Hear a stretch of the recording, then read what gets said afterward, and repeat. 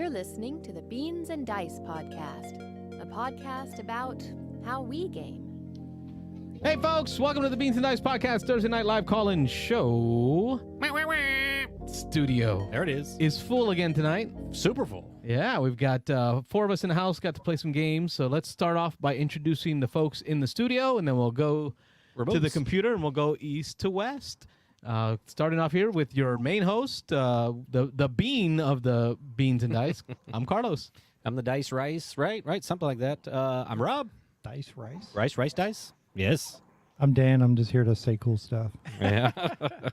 And I'm Wayne. And I'm Mitchell. And I'm Mike. And Mike's on a boat. He's on a boat. Planes, I'm trains, on a and boat. automobiles. Yeah. He's in a car. He's on a ferry. It's something about a ferry. I keep hearing ferry. Something about moving himself and his car in a boat. Something like that. Yeah. All right. This has been Boat Talk. Thanks for coming. Now we'll begin the board game discussion. Yes, we will Coming up begin the next, board Fun game. with Flags. I think tonight we'll talk a little bit about Russian railroads. We got an opportunity to play that. Pre-show gaming. And then we'll go into some of the games that we've been playing lately, and then just talk, kind of banter through the news while we get interrupted with your phone calls. That's the plan for tonight.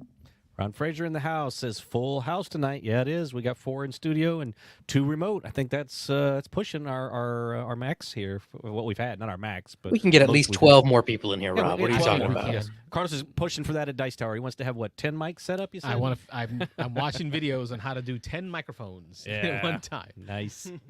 Rob's like, what? No, I said that's a little much for me, but whatever. We'll see. Well, this is the first time I've been on here with Mitchell. He's like professional. He's got a plosive filter and everything. I got to bring mine in. Yeah. Doing shit. stuff. Because he's always popping. Popping. Thursday night call-in show, folks. So call in. Will you? For anybody new to the show, first 20 minutes, we're just going to banter. We're going to talk about some things we've done. Well, we're going to get specific. We're going to go Russian railroads. Going to get real specific. We're going to get real specific. We're going to go Russian railroads. 20 minutes. We'll open up the phone lines. You can call in. Tell us what you've been up to. But go ahead, Carlos. And I'm not normally someone that likes to give it the beans on a game I've only played once. I'd like to at least give it a couple tries. I just don't know if I'll ever get Russian railroads back to the table again. I'm not 100% certain. Because you don't want to, or because you just don't know if you'll have the opportunity? Opportunity is one. Okay. Because I don't have access to the game. The game is not easy to get to. Dan has it, so we got to have Dan there to be able to play the game. And that's a negative right there. The 5 Yeah, minutes. that's, you got to put up with Dan to play the game. But Takes a lot of beer to deal with Dan. But then number 2 is, man, that was a brain burn. That was Yeah. definitely a brain burn. Let's poll the group here. Wayne, Mike, any of you played Russian railroads? Mitchell? My name is Mitchell. And I mean, no, Mitchell, not Wayne. So you looked up there and you see Wayne. I was like, Wayne's sitting right across from you there. Just playing with you. Just running smooth right it's like out all the these gate. white folks look the I'm same. Mitchell and Mike, have either one of y'all played Russian Railroads? Not I. Or Ultimate? I have Because not, Ultimate no. is basically the same game. It's the newer version. So Mike's batting 1,000 still. Yeah. For our Give It the Beans. Yeah. All right, well, I guess for this 20-minute section here, y'all will hear us banter and talk about our play, and then you I'll can just tell peace out. us. See how. Well, you tell us, based on our discussion, Yeah. your thoughts on your desire to play the game. Yep. Give It the Beans. We give it the B-E-A-N-S. It spells beans. Spells beans. If you didn't know, it spells beans. Give It the Beans. Basics, enjoyment, aesthetics, negatives, and summary. Basics-wise. Basics. It's a worker placement game. Yes. It's a worker placement game with tracks. It's a worker placement game where I can't understand the theme. Like, it's not making sense yet. But you're building the Russian railroad. Russian railroads. And the one thing for theme that came across out of that for me was the pain. It's hard. Oh, the pain. It's hard. It's hard.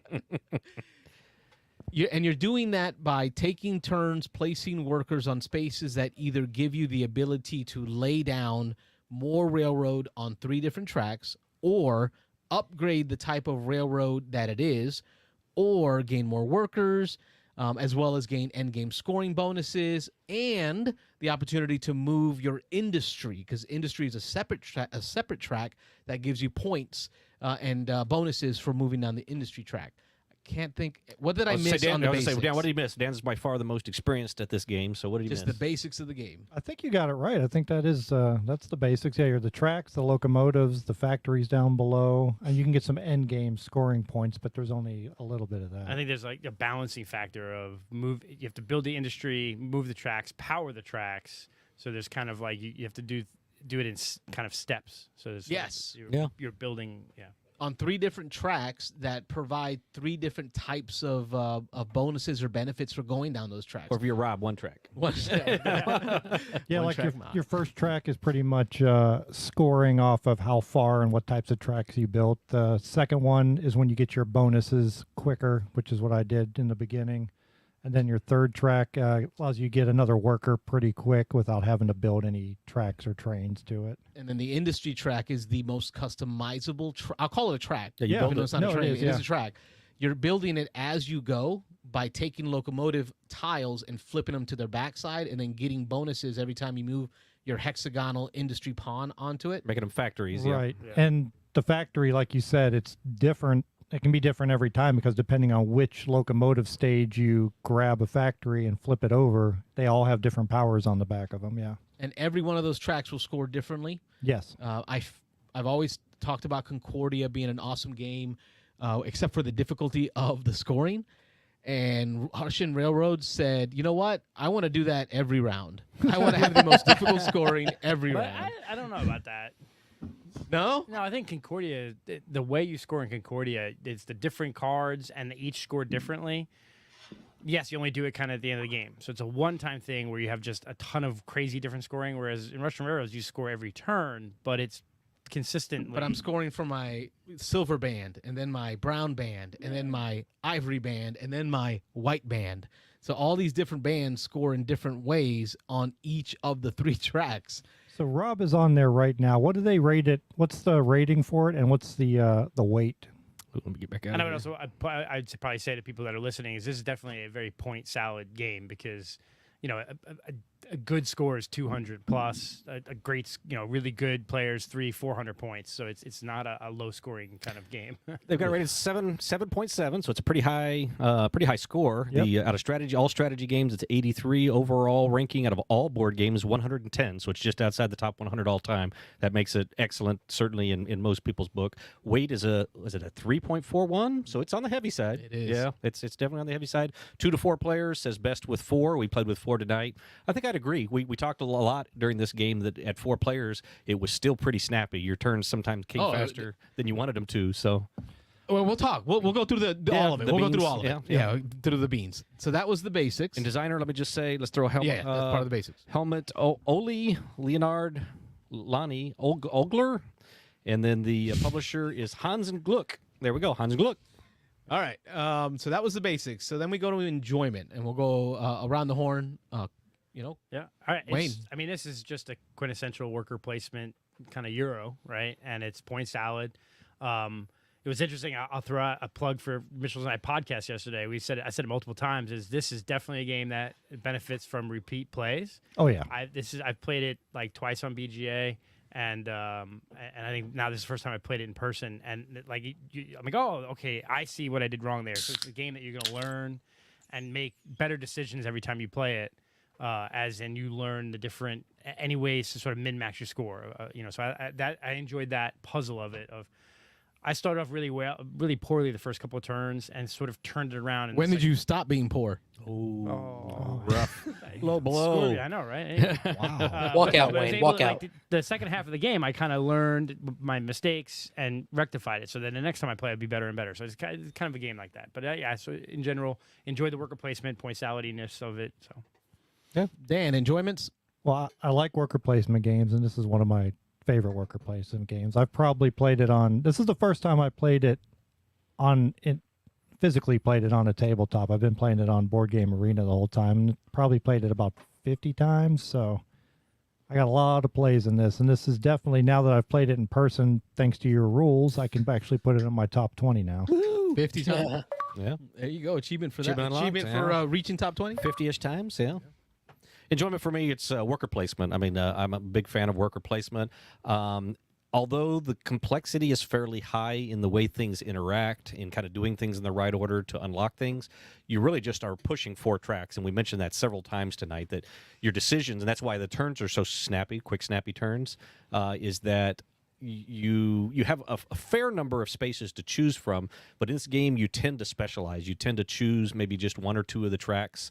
For me, particularly in this game, I just went and I decided that before I was going to play. I played probably 8 to 10 times, so not the master that Dan is, but I played enough to kind of have an idea. So when on the drive over tonight to Carlos's, I said, you know what, tonight I'm going to try that top track. I'm just going to push that top track as hard as I can. I pretty much ignored everything. I didn't move my industry track. I didn't move the second track. You didn't get bonuses. I had 1 bump. I didn't get a single bonus the whole game, and I finished second. So, but I just pushed the crap out of that top track, pushed all my railroads, all my locomotives as far as I could on that track.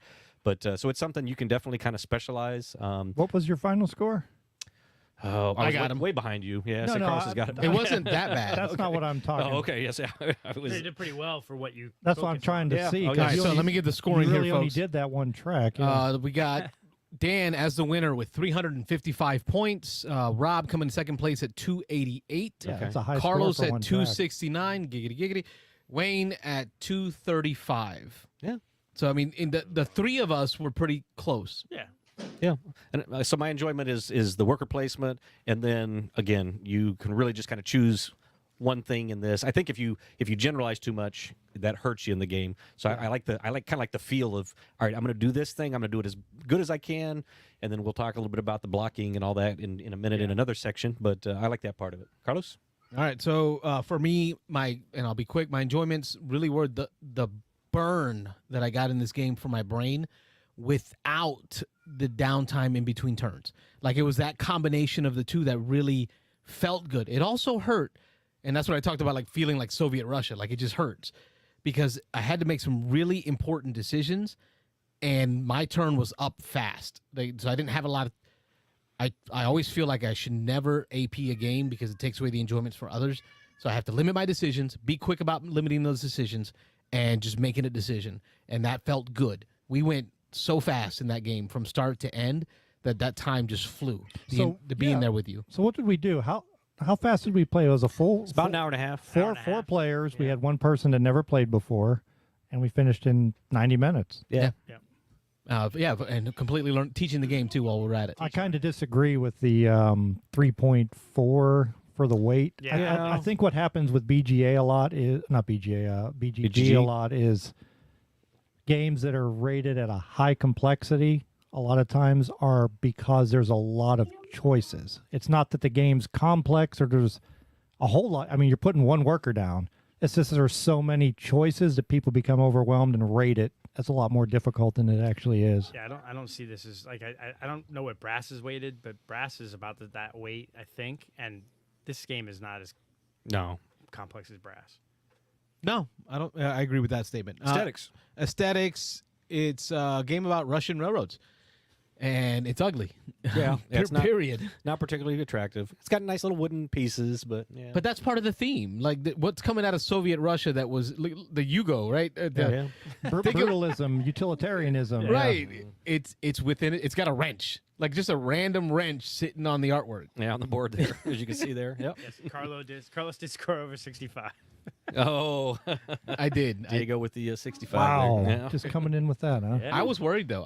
When y'all were talking about how high this game scores, it was in that tapestry realm. Yeah. And I'm like, ooh, man, this could be the first really few bad. turns when you're scoring like 5 and 10 points, you're like, well, how am I gonna get to 250? You get to the last 3 rounds, and that scoring ramps up fast. No, it's insane. Yeah. It's insane. And that's aesthetic-wise, the component tree is good. The cards are okay. They're sleeved. Wait, them sleeved. Nothing linen finish, nothing too special. They are mini cards. The tokens are good thickness, good quality there. The wooden pieces are chunky. I like that. The workers were big. The what do you call it? A portrait, a headpiece, the head.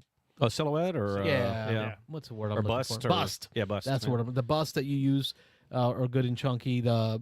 I liked the eye bar, so the eye beam style For the for the railroads. And I'll say that all the iconography in the game was very straightforward. Yeah, once we went through a few of them, I understood the rest after that. Yeah, it's like super simple to understand the pictures and what they all mean. So production, aesthetics, nothing stellar, but nothing to really be complaining about. That's my thoughts. There's Anybody nothing on disagree? it that really takes away from the game. Like you said, it's very basic and simple, but again, with the iconography, everything is there. We never had to open the rule book again except for, I think, like end game scoring. That was it. Yeah. Most of it's pretty well explained. Yeah. All right, with 5 minutes left, we're going to go through negatives. Who wants to hit the negatives? I mean, the only negative you have is the theme rush. Like you said, it's the theme to it's just tracks, right? You could replace that theme with anything. Pretty much. The only negative would be it is a game that would benefit from repeat play. It's not something you're going to grok your first game. 2-3 plays and then you'll get it right, and you'll really start scoring better. But I don't know if that's really a negative because there's so many games are like that, right? Especially the big Euros. So No, I don't have any major negatives. I mean, it would be nice if it looked nicer, but other than that, no. Yeah, it's an older game. Actually, we were looking, what year did this come out? Where's the year on there? Right next to the name there. Oh, 2013. Okay, so it's 10 years 10 old. years old. So it's kind of middle aged here. I was just kind of thinking, comparing it to the combo-y goodness of some newer games. It has some combos in it, but it's not as combo-y as some newer stuff. So it's kind of a classic. It's kind of an older worker placement a little bit. It's got a little bit, like I say, Carlos had a pretty cool turn where he did a thing that did a thing that did a thing. But if you're stringing together maybe 2 or 3 things, that's a pretty big combo in this game. Usually you're just placing a worker, you're pushing a track, and then on to the next person. So yeah, this one requires a lot of. After you've played it a few times, you're planning. Yeah. You're looking more than one turn ahead, going, okay, I need to get to here, and what do I got to do to get there? And for better or for worse, it's worker placement that every spot on the board only one person can go to except for one. So there is a lot of blocking. So if you don't like that, if you get frustrated by people taking your spot and having to rethink what you're going to do, there is a lot of that in this game. So. And especially early game, because in the early game, the majority of the spaces on the left side of the board are about pushing the different higher tech tracks, and you don't have them yet. Right. You're not going to see those higher tech tracks until halfway through the game. So majority of those spaces, we're not even touching them the first half. So we really are blocking each other a lot early on. And it wasn't a strong progression in the amount of workers that you get, because I think you add maybe an additional 2 workers throughout the life of the game. Up to 2, yeah. So we're already starting with like a lot of workers. Start with 5. 5. You can get up to 7, and maybe even that black the one that you get with the bonus One of card. those bonus cards. And yeah. maybe 6 to 8 spaces that we're not going to touch for the first 2 or 3 rounds. Yeah, Right. For sure. Right. So it's real tight.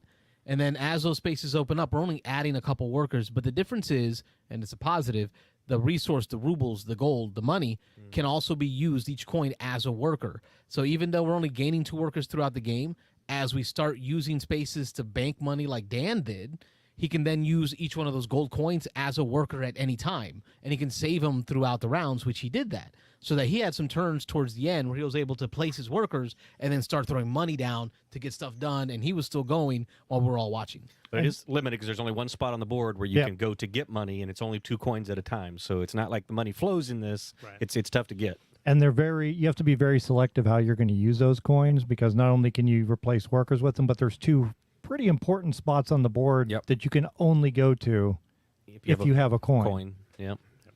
I felt a lot of brain burn, and it's in the negative section here. It had to do with the order of operations. This game really had the feel of sometimes, like in viticulture, you got to do that order of operations right. You got to plant the vines, to get the grapes, to crush the grapes, to make sure your cellar's right. Anno 1800. Yeah. Right? Yeah. I think it's 1800. Yeah. Anno 1800. You've got to know where you're headed, and every step you need to get there. I feel this way with this game. Like, you got to know how much locomotive you have to be able to push that track. You can push that track all day, but if you didn't plan to get the locomotives, you're not doing anything with it. You're not getting the bonus. You're not scoring the points. So one slip up can really, really, really hurt. Yeah, and let's just touch on scoring. We got about a minute here before we open the phones, but scoring is something in this too. It comes with a separate little player aid that everybody gets that tells you how to score, and you score 6 times in the game. Is it 6 rounds? Every round. 6 or 7. 6 or 7 times. And so the scoring, this is a game, even though we are all experienced gamers here, this is a game that when we scored, we went around one at a time and we helped verify, okay, yes, that gets that many, that gets that many, that track gets you that many, because this is one that the scoring is a little different. It's a little dare I say convoluted? I don't know if it's, overly Fiddly. convoluted. Can we call it fiddly? Yeah, a little fiddly. Yeah, so that's probably But it a better goes word. like the first couple rounds scoring goes quick. Yeah. And it's the later scoring Yeah. that's crazy. When you get more stuff out and there. even with us taking time doing one at a time, we still get it done in 90 minutes. Yeah. Oh, yeah. So it doesn't really slow it down, but that is a point here. You got to be aware that in-round scoring is going to take you a little bit to get used to how that works. And that scoring was crazy. Like first 2 turns or so, we're like, hey, look, I got 10, I got 15. And I'm like, man, I'm leading. And then we get towards the end of the game, and Dan's like, all right, 90 it's points. 90 points that I scored. And I'm like, one round. Yeah. what? Yeah. And then he's just lapping us. Well, Wayne got lapped. Oh, I didn't get lapped. Not technically, just because we moved Dan Yeah, first, exactly. but You got lapped too. I did too. But not really. So All right. that was our negatives. Summary? In summary, we'll go back around the board. I try her tonight. I'm going to call it a try, and I'm really try because of the availability of the game, the expense in finding an older copy of Russian Railroads as compared to Ultimate. the Ultimate. I don't know. I would not run out. I'm not running out to buy this game, so I can't lie and tell you to buy it. I'm going to say it's a try. Yeah, Ultimate Railroads came out within the last couple of years. It's not that old. It was a reprint. It was really hard to find Russian Railroads. They'd stopped printing it quite a while ago. And so Ultimate came out. Ultimate includes, I think it's a couple of expansions. And I think it takes the Russian theme off of it, and it's just general railroad building. I've never played it. But it's the newer version. Somebody said it's $100+ to buy, which the old Russian Railroads I think is really expensive now too. So I would definitely say for those reasons, primarily I would say try. This is not one I guess I could recommend that just everybody ran out and grabbed. But if you like worker placement and you like thinky, kind of brain burny a little bit, this is a pretty good one. It's pushing what I'd call a classic. So, I mean, of course I would buy it, but Yeah. I think you should definitely play this 2 or 3 times before you go buy it. But I'm looking right now on eBay, and you can get used copies of Russian Railroads for $50. oh, okay. So I mean, that's reasonable. 50, $75. So Yeah. Ultimate Rails is 90. Okay. All right. So yeah, it's under $100. And Ultimate Railroad should be more because there's a lot more to it. There's a lot more. There's Expansions. The trains go up to 10, and there's longer spaces, and then there's like things at the end of the track that let you do more things, and it's even more convoluted because there's a lot more stuff you can do. Yeah. So Dan's a try. I'm gonna try also, and I'll say that this was as someone, if you have a big board game, I have 300-400 board games ready. Clearly, Carlos does as well. So it's like I look at, if I buy this game, what is it replacing? Right? Is it like, do I have other games that do similar? I do. Right? So it's, do I need it? No, but I like to own it. Yeah, I probably would like to own this, but I would I think, like you said, because it's a complex game, because it's pointality and a great worker placement game, you have to make sure that it's a game that you kind of want to buy. So I would try it, get it played on BGA. It's free. You can play it on BGA for free and try it digitally, and or if you go to a con, try it, or if you game store, try it a few times. But it's definitely one that I would look to pick up. If I could find a good copy at a good price, I'd pick it up. But it's definitely a try for most people, I think. Yeah, I agree with that. Anything that's this heavy a weight game, you got to play it a few times before you buy it. Mitchell just got big on the screen. Yeah. Oh. I shut your mouth. All right, Mitchell, we're throwing Mitchell, it to you. with our explanation of our Give It the Beans, what are your thoughts on your desire to play Russian Railroads? Well, if I worked for the company, I wouldn't hire you guys. I'll say that. Oh, yeah. Give it a glowing review. Yeah. Are you Right. going to give me $7,500 to do 3 videos? Too soon. Oh. No, I mean, I think the consensus at the table was try, so I trust you guys. I'll try anything once. So, well, oh gosh, I will play any game one time before I turn it down. It's not 10 o'clock yet. But I think Mitchell, I think you would enjoy this game. Knowing the kind of games you play. You I think love so. the tracks. You love you like Scythe. You like that. He likes Red Cathedral. He already likes Yeah. that Soviet Russian theme, right? Definitely. Am I wrong? Yeah. All right. Twilight Well, that's Struggle. That's our Give It the Beans of Russian Railroads. Yep. So thanks for listening to that. And at that point, we open up the phone lines. I know we're a little bit later than expected, but hey, that's what we do. We What? probably- No surprise there, huh? That's how we roll. Late. Yeah. Yeah, That's I'm why gonna- that's why we upped it to 2 hours, right? It did. All right, Carlos has opened the line. The line. So it the is- one line is now available. I mean, so- unless you want to donate money, so we Yeah. can. And we got new listeners coming in, so we'll just recap here that we do have the one phone line. So if you ever try to call and it's busy, it just means we're talking to somebody. So keep Rob trying. has been giving this disclaimer since the first time I ever called in. I have absolutely. crazy. So keep calling, keep trying. Some things 'cause never change. We've had a few people, new callers, who called in and said, "I've been trying to call and I know I can't get through." So Because we only have Yeah. one line. Yeah, I one know line. I say lines. One but phone we only line. have one. Yeah. We have nobody to answer the phone but me. And that's why we're starting a Patreon so we can get a second line. There you So go. make Patreon sure for that you. That's the 2 lines. first goal. Yeah. But anyway, You know, that would have 2 phones. I would just plug it in. Yeah, we could do that. Shout outs, Dreadpool in the chats. Sup, everyone. We also only have one chat, but he still says it plural. and chats. Yeah, he pluralizes everything. English is not this- his first language. Yeah, exactly. Mr. Jeeves jokes that Ron probably already called twice. while we were Probably tried. finishing our. Oh, Is that him speak of now? the devil, I bet. Your ears were burning. Beans and Dice podcast.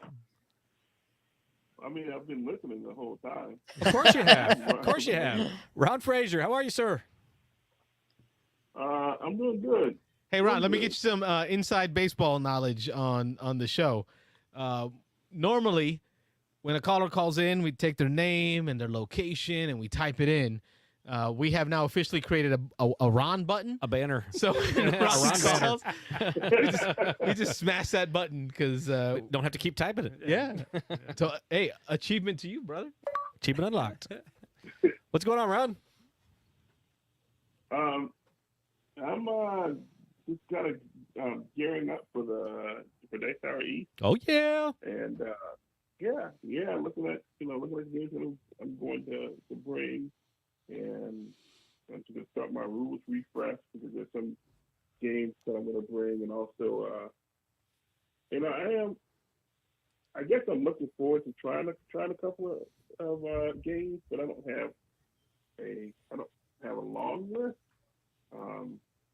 But I'm definitely interested in trying like a lot of the hot games because I don't get as many opportunities to play physical board games as I would like, just because I have other responsibilities, namely a 6-year-old and a 3-year-old responsibility. Yeah.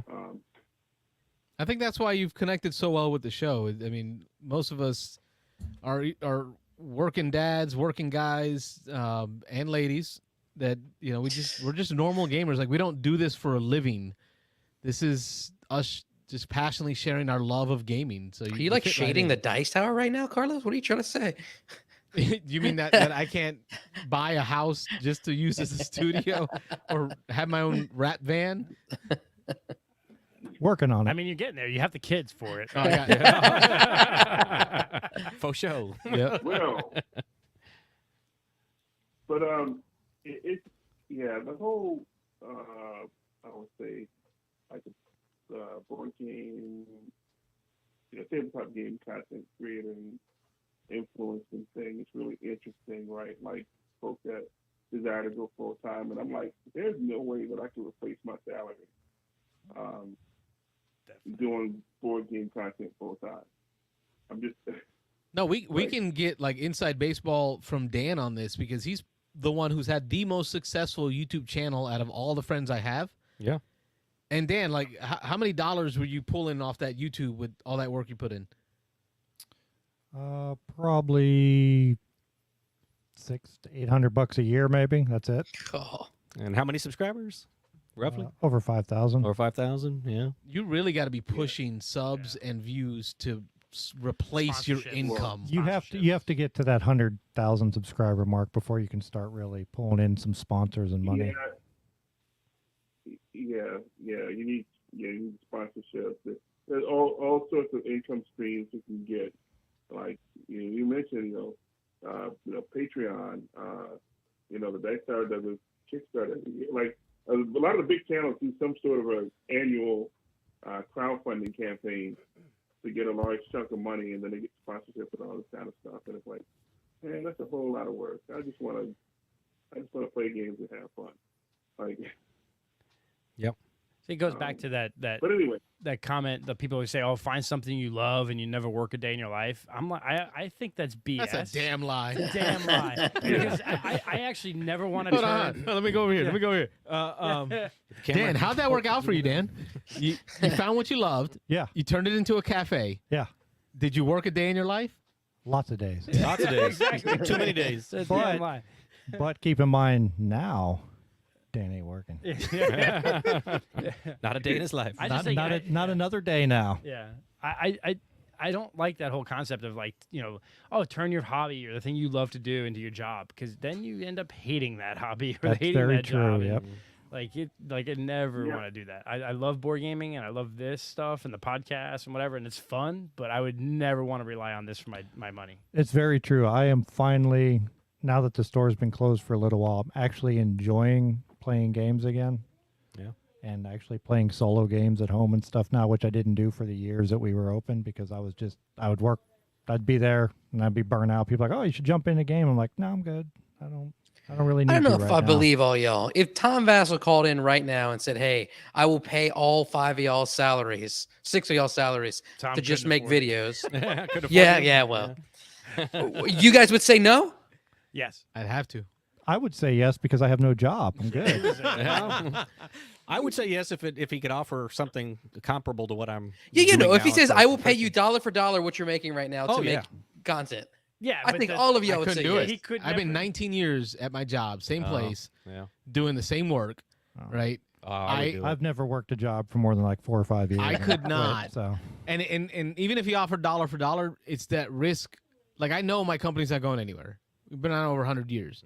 Like that stability to me is so important. well, you're also building a football team of Yeah, children. exactly. So, I mean, That's your problem. You But got, you got that's my extra time. retirement. Football. that's different. Yeah, you got I'm, extra time. I'm making kids We who are call going to that soccer. wipe You're my hoping. butt when I'm older. You're hoping. Wiping your yeah. your butt is not retirement. That's just getting your butt wiped. Yeah, exactly. Retirement's money. Yeah. I mean, dollar for dollar. Yeah, if he offered me what I'm making now I'd do it. to go, I could do it, because if it failed a year from now, I could immediately go back to my job somewhere. Yeah, and I go not- get hired somewhere else. Yeah, yeah.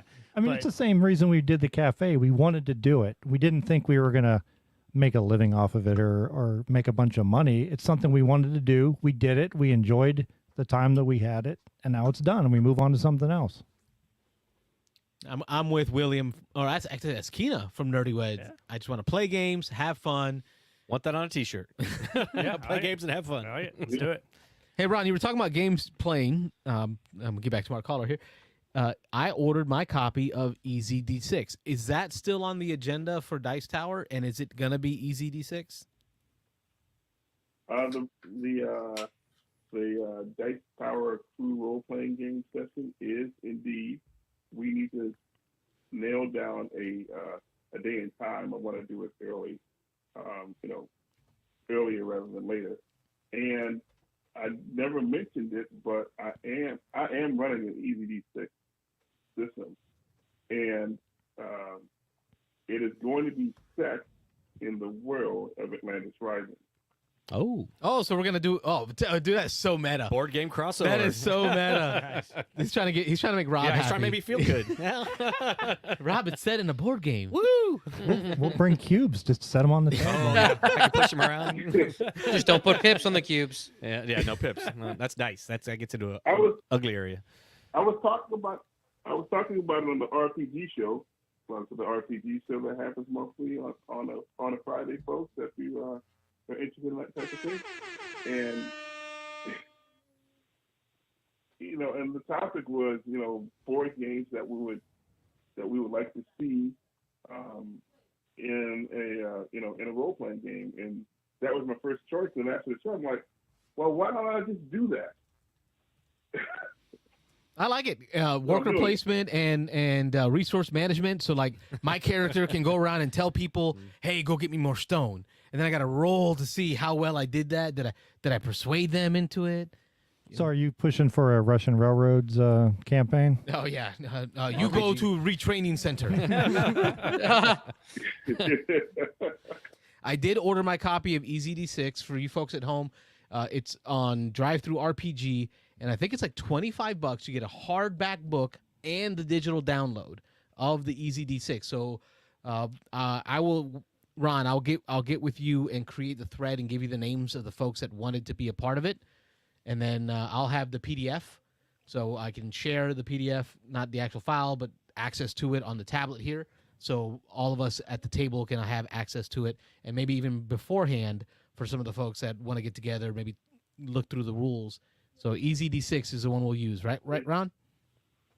Yeah, that's what we're using. And dude, that stuff isn't even necessary because the game is so easy to learn. Like, I'm gonna have a cheat sheet, but like you can go ahead and do that and like be the head of the class or what have you, Carlos. Teacher's pet. Brown nose. Hey, it's natural, bro. Yeah. This is a natural Does it brown rub nose. off? No, does it come off? But it'll be a good time. I'm looking forward to it.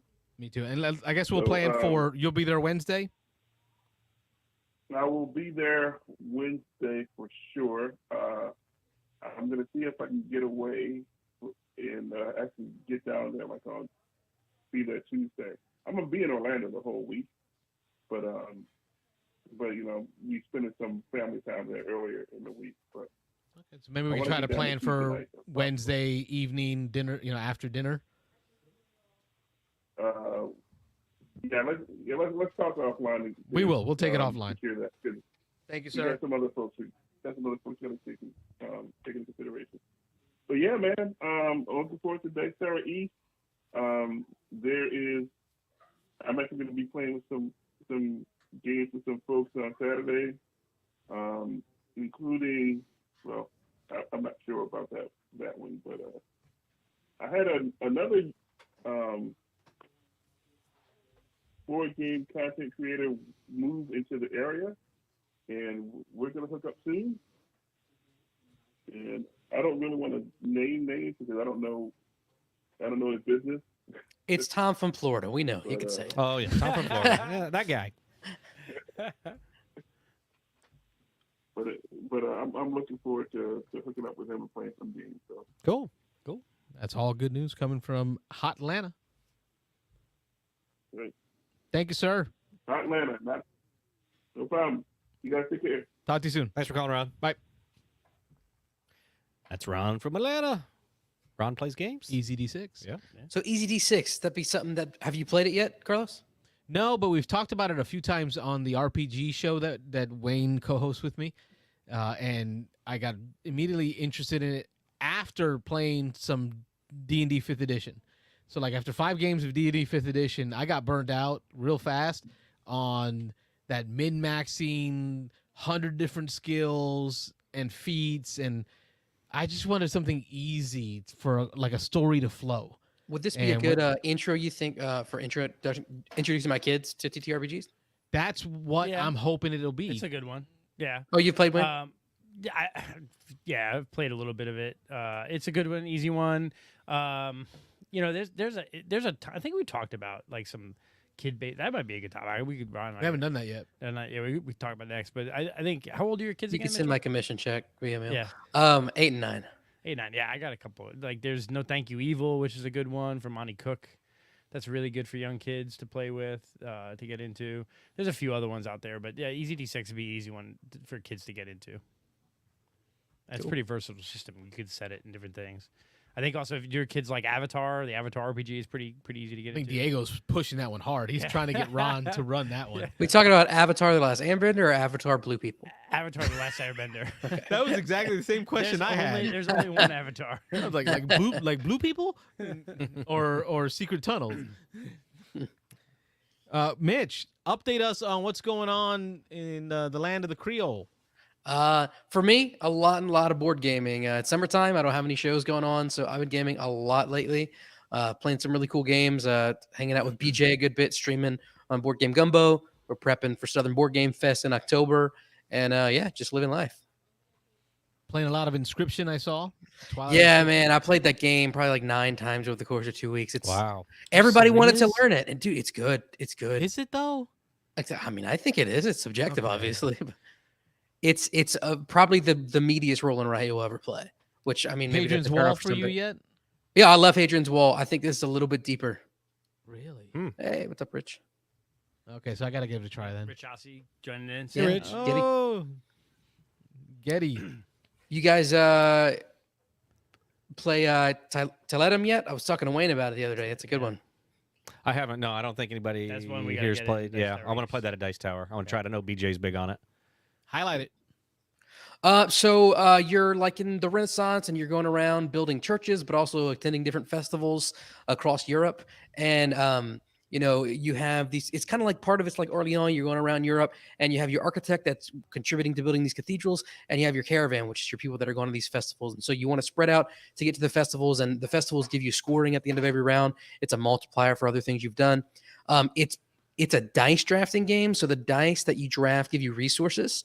The number on the dice is how many resources you get. The color is what resource you get. And then you subtract that from 7, and that's how many actions you get. So if I get a lot of resources with a 6 die, and the action it's on, I only get one of those. But the converse is true as well. So if I only get one resource, I get to do the action 6 times. What you're showing on the screen right there is you have these different houses you're trying to fill up. So you have to have your unique crest at the bottom, which is like the family crest for that. And then you have to have the same person in each of those levels. And you can basically do an action to like do all the actions for everybody in that house, but only once it's full. Those little columns you're seeing, some cool components you're putting around the board. It's like you're building one column of one of these cathedrals. So it's pretty cool. It's a lot of fun. Pretty heavy in terms of, you have a lot of options, but the basic rule set is pretty simple to understand. It's a lot of fun. I think it's going to be one that sticks around and not just be around for a little while as a temporary hot game. That's a lot to say, bro. That is. That's in that T series, Right. Teotihuacan and all the Terracotta Army. Terracotta Army. It's Yeah. board and dice. Or Yeah. whatever it is. Yeah. Taiwanitsu or something like that. Yeah, there you go. That's what I was trying to say. Yeah. Yeah, bless you.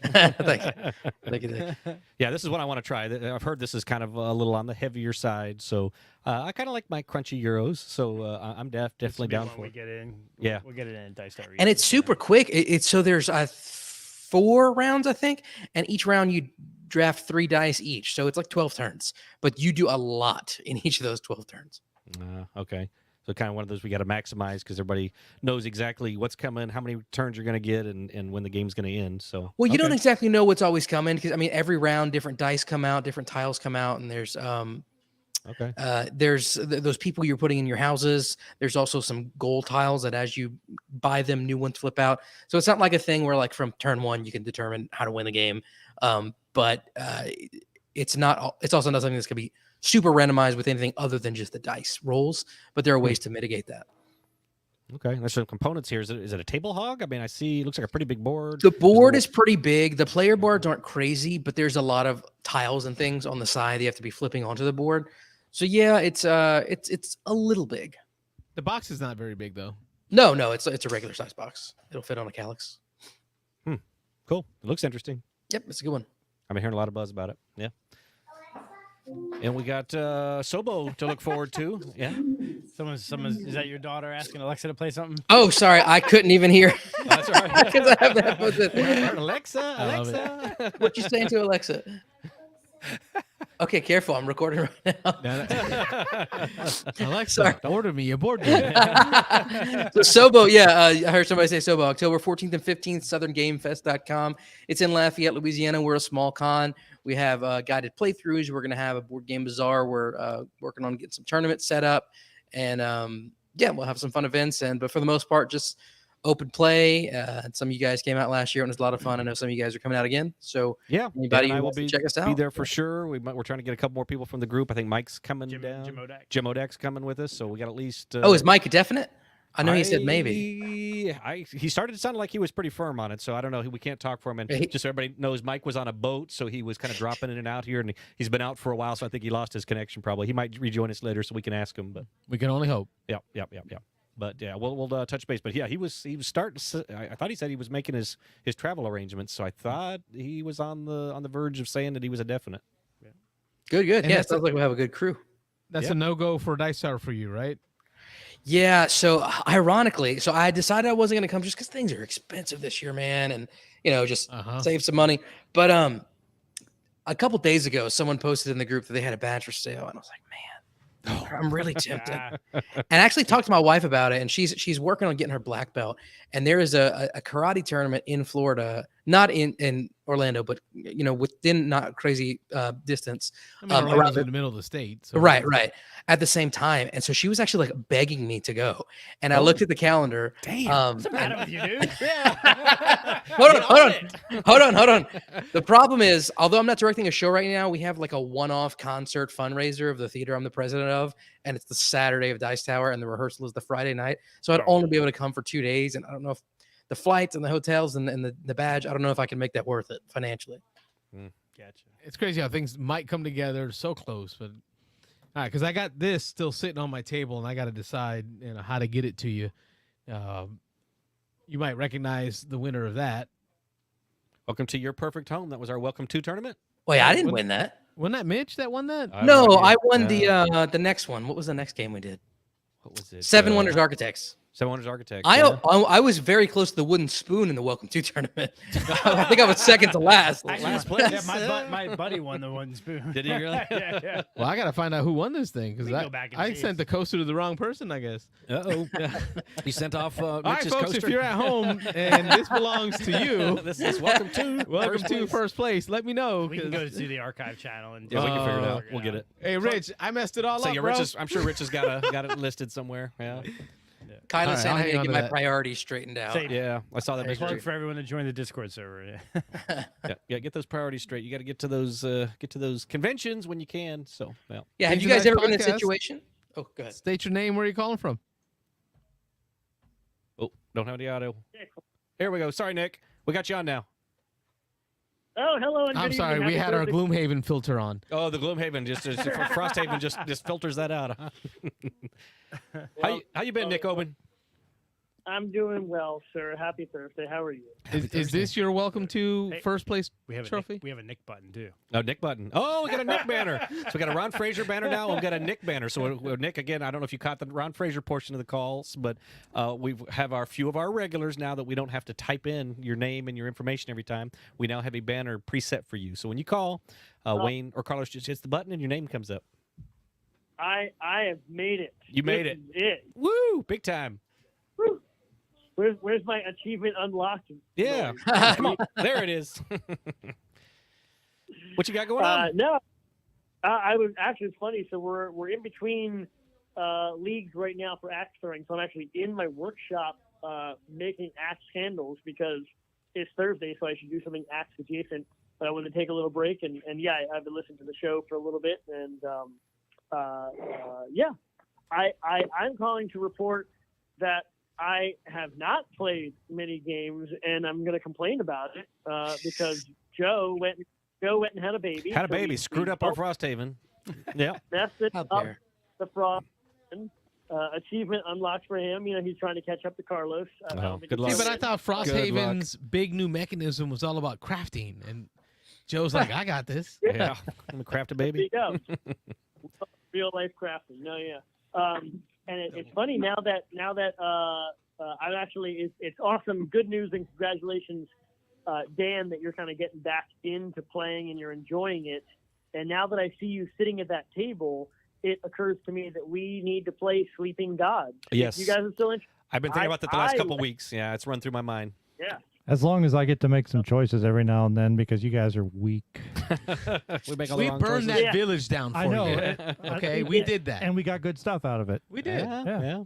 Actually, that got Sleeping Gods came up during our RPG show this past week. We talked about crossovers between RPGs and board games, and one of my top ones was Sleeping Gods. That one felt like an open RPG world to Yeah. explore, Yeah. and it just really got me thinking about we need to finish that. Yeah, up. we need to finish that run. We got about 2/3 of the way through, so we're gonna have to remember how to play again. But yeah, I think between the four of us, we can figure it out. Yeah, I feel like we can.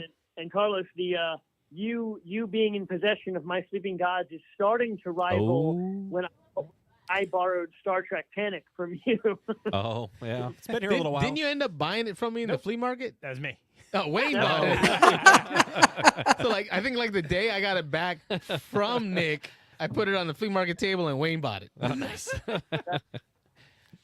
That's hilarious. Let's see how much you valued it. No, but what else? What else? I've been doing some BGA. I'm excited for the Draftosaurus thing we got going on now. I did get first place in the first game, Brag. as did as did I think maybe Dan. Yeah. Brand, Dan? I finished third in mine.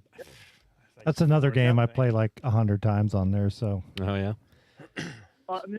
That one, I mean, obviously there's some tactics you can take, but it all comes down to whether like the last 2 or 3 dinosaurs you get, Yep. and the dice roll and whatnot. You know, Yep. it's that ends up being the 5 and 7 point swings based on those dinosaurs. But no, that's fun. And then we did kick off another game of 1846 online, asynchronous this time for Wayne, myself, and Bowser. Wayne's shaking his head. He was telling me a little bit about that pre show tonight. So he's starting to regret it a little bit. I told him, I was like, yeah, Nick invited me. I was like, I'll play if you need me, but my second. You'll be fine, Wayne. Yeah. What we can do, what we should do is just like a 15-minute call during the day tomorrow or whenever, and you'll be fine. It'll come back. Yeah, it's just it's a game that like any ATX game. Like I've only played one. This is the second time I'm playing it. We played it a month or 2 ago, Couple and months. I'm already ago. like, crap. What do I do again? Like I totally just it's a steep learning curve. I am very empathetic to. I tell you, my first probably 4 to 6 plays.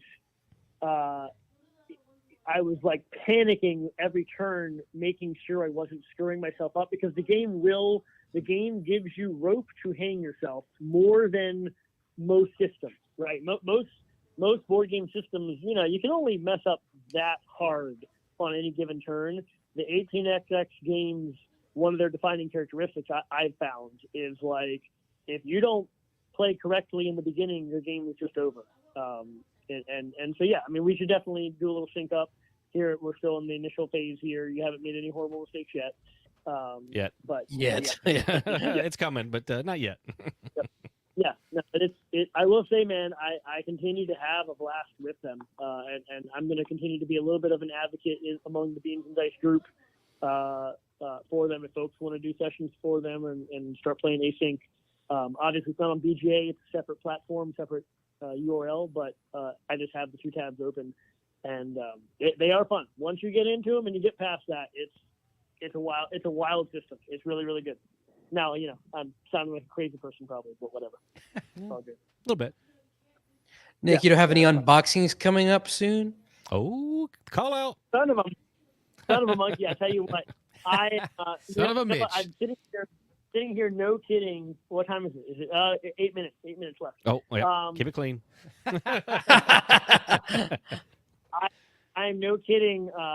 Surrounded right now by the 4 axes that I'm currently working on either restoring or crafting new handles for, and I really should just use all 4 of them to open up my next box here, so I can respond to Mitchell's fantastic. You need to be sword. very accurate. Oh, yeah. Yeah. I might bust out some other medieval weaponry if you do want. We can go to. Just keep on building up and getting more. Yeah, all the way to the trebuchet. I gotta figure out. Load up a box in a trebuchet and launch it. There you It'll go. open. It'll open some point. Even though there's already been like 47,000 unboxings of the Castles of Burgundy.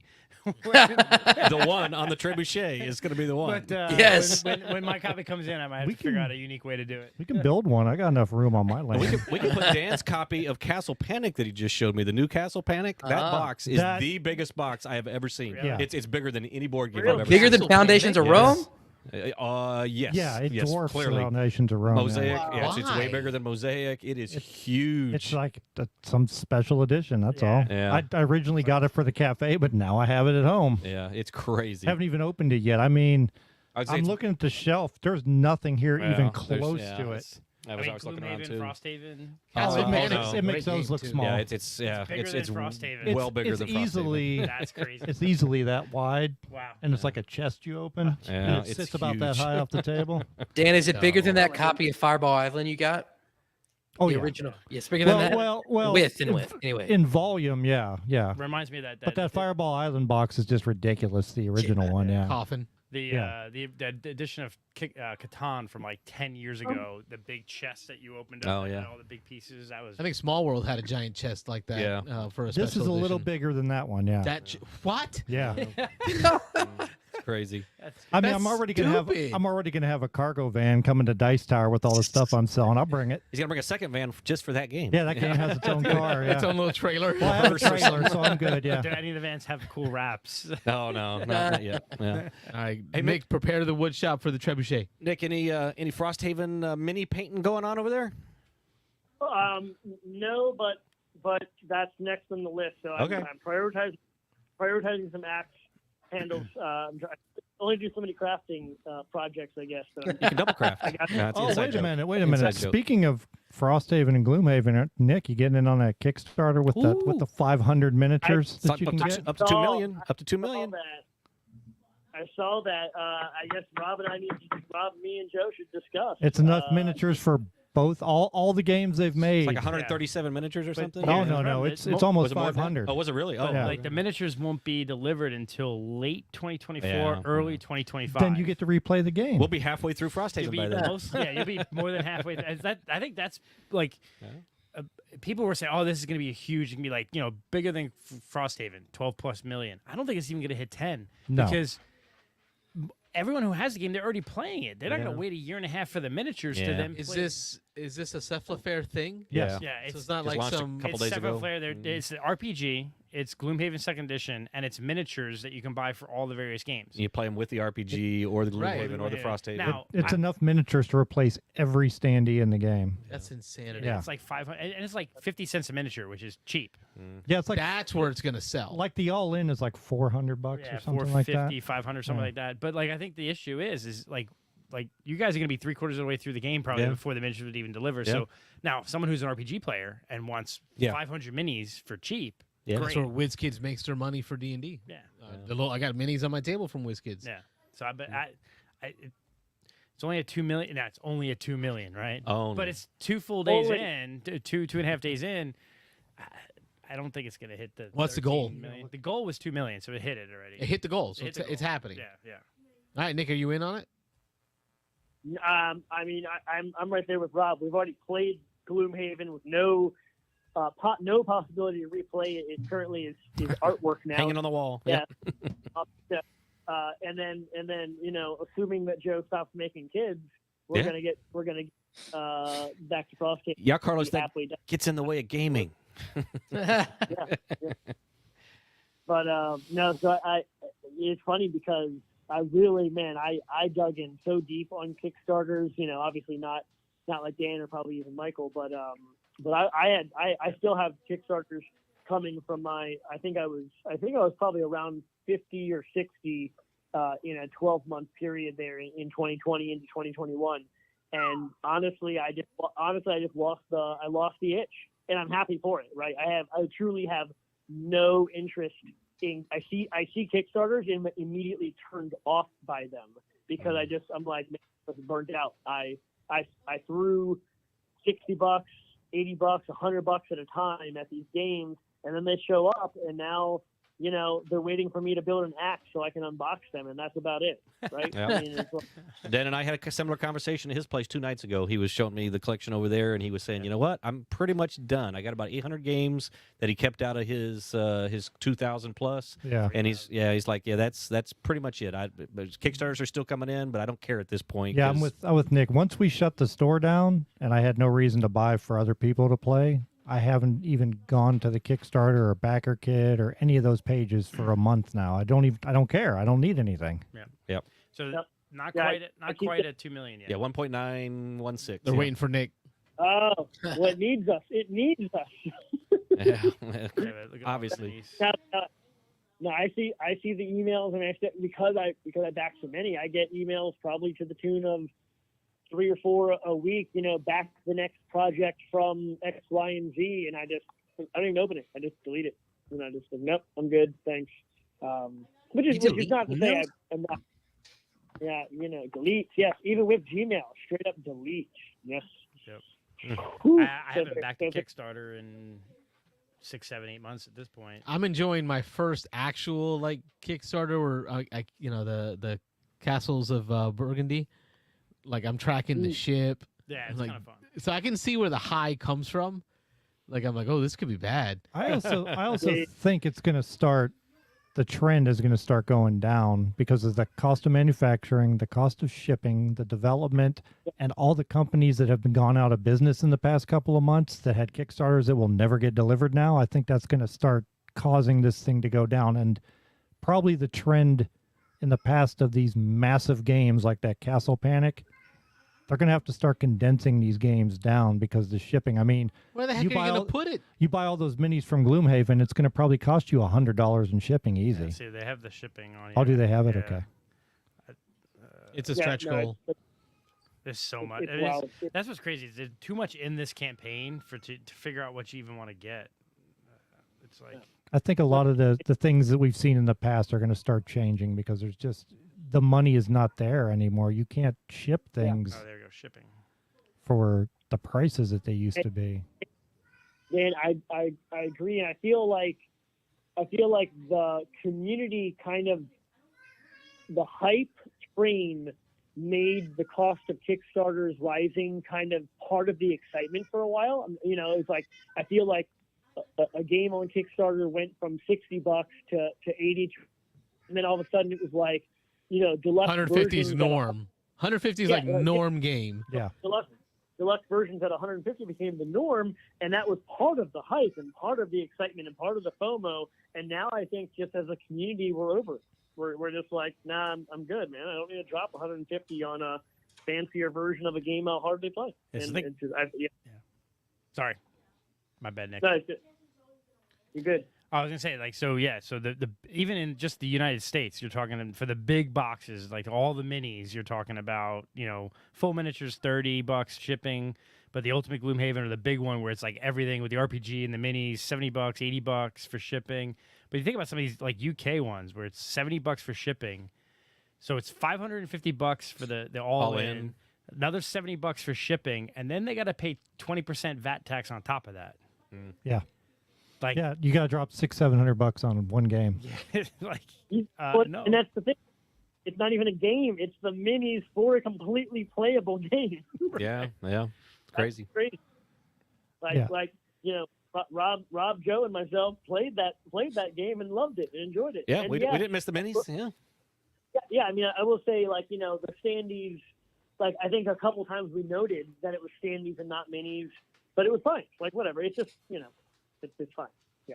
I was playing Undaunted with my wife and was looking at the counters thinking, man, I wish I had these as minis. But then I go play a minis game, a game that has minis, and I'm frustrated Wish I had the because counters. Which mini is this? Right? I can't really tell. Yeah, so how does that work in Gloomhaven painted. with the minis, with the numbers? Is it on the base or something? Do y'all know? I haven't seen. Yeah. Because the numbers matter. Yeah. Oh, yeah. And even that, the putting it back, like, it's so frustrating because they've gotten better, right? Simon has a great system for organizing the minis that you get in the game. But now I spend hours looking at the bottom of minis. That's a number 9. Oh, Look you're at kidding. the diagram. You're not doing that. You're Diagram scraping goes- it in the box. You just scrape it in the box. You throw the insert out, and you just push everything I in. mean, it got to the point even in Gloomhaven. Oh, even That was Alexa from a while ago, sorry. Mansions of The chicken minis are ready.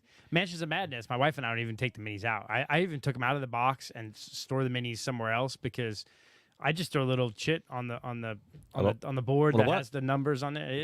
It's after 10. All right, it's after 10. Because it's just a pain to figure it out. Like, put everything together. Like, screw it, not worth it. I just got done painting my whole set. Mansions of Madness. I'd play that. Mansions of Madness. Yeah. Nick, what were you say, buddy? Oh no! I was pointing out that it's after 10 o'clock, so you can say a little. Carlos with the button there. That was perfect. Funny.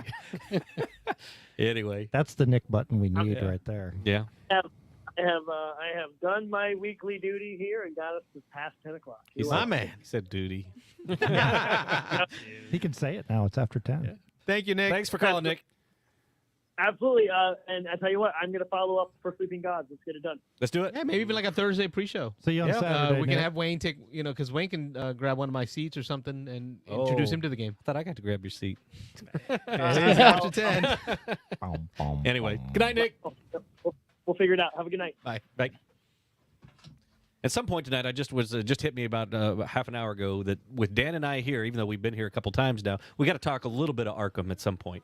Yeah, we should. Yeah. One of these shows. Maybe we should talk about it next week when we do the top 20 again. Okay, maybe we'll slot it in. So if anyone wants to hear a little bit about Arkham Horror LCG, Are you saying you're going to give us the beans?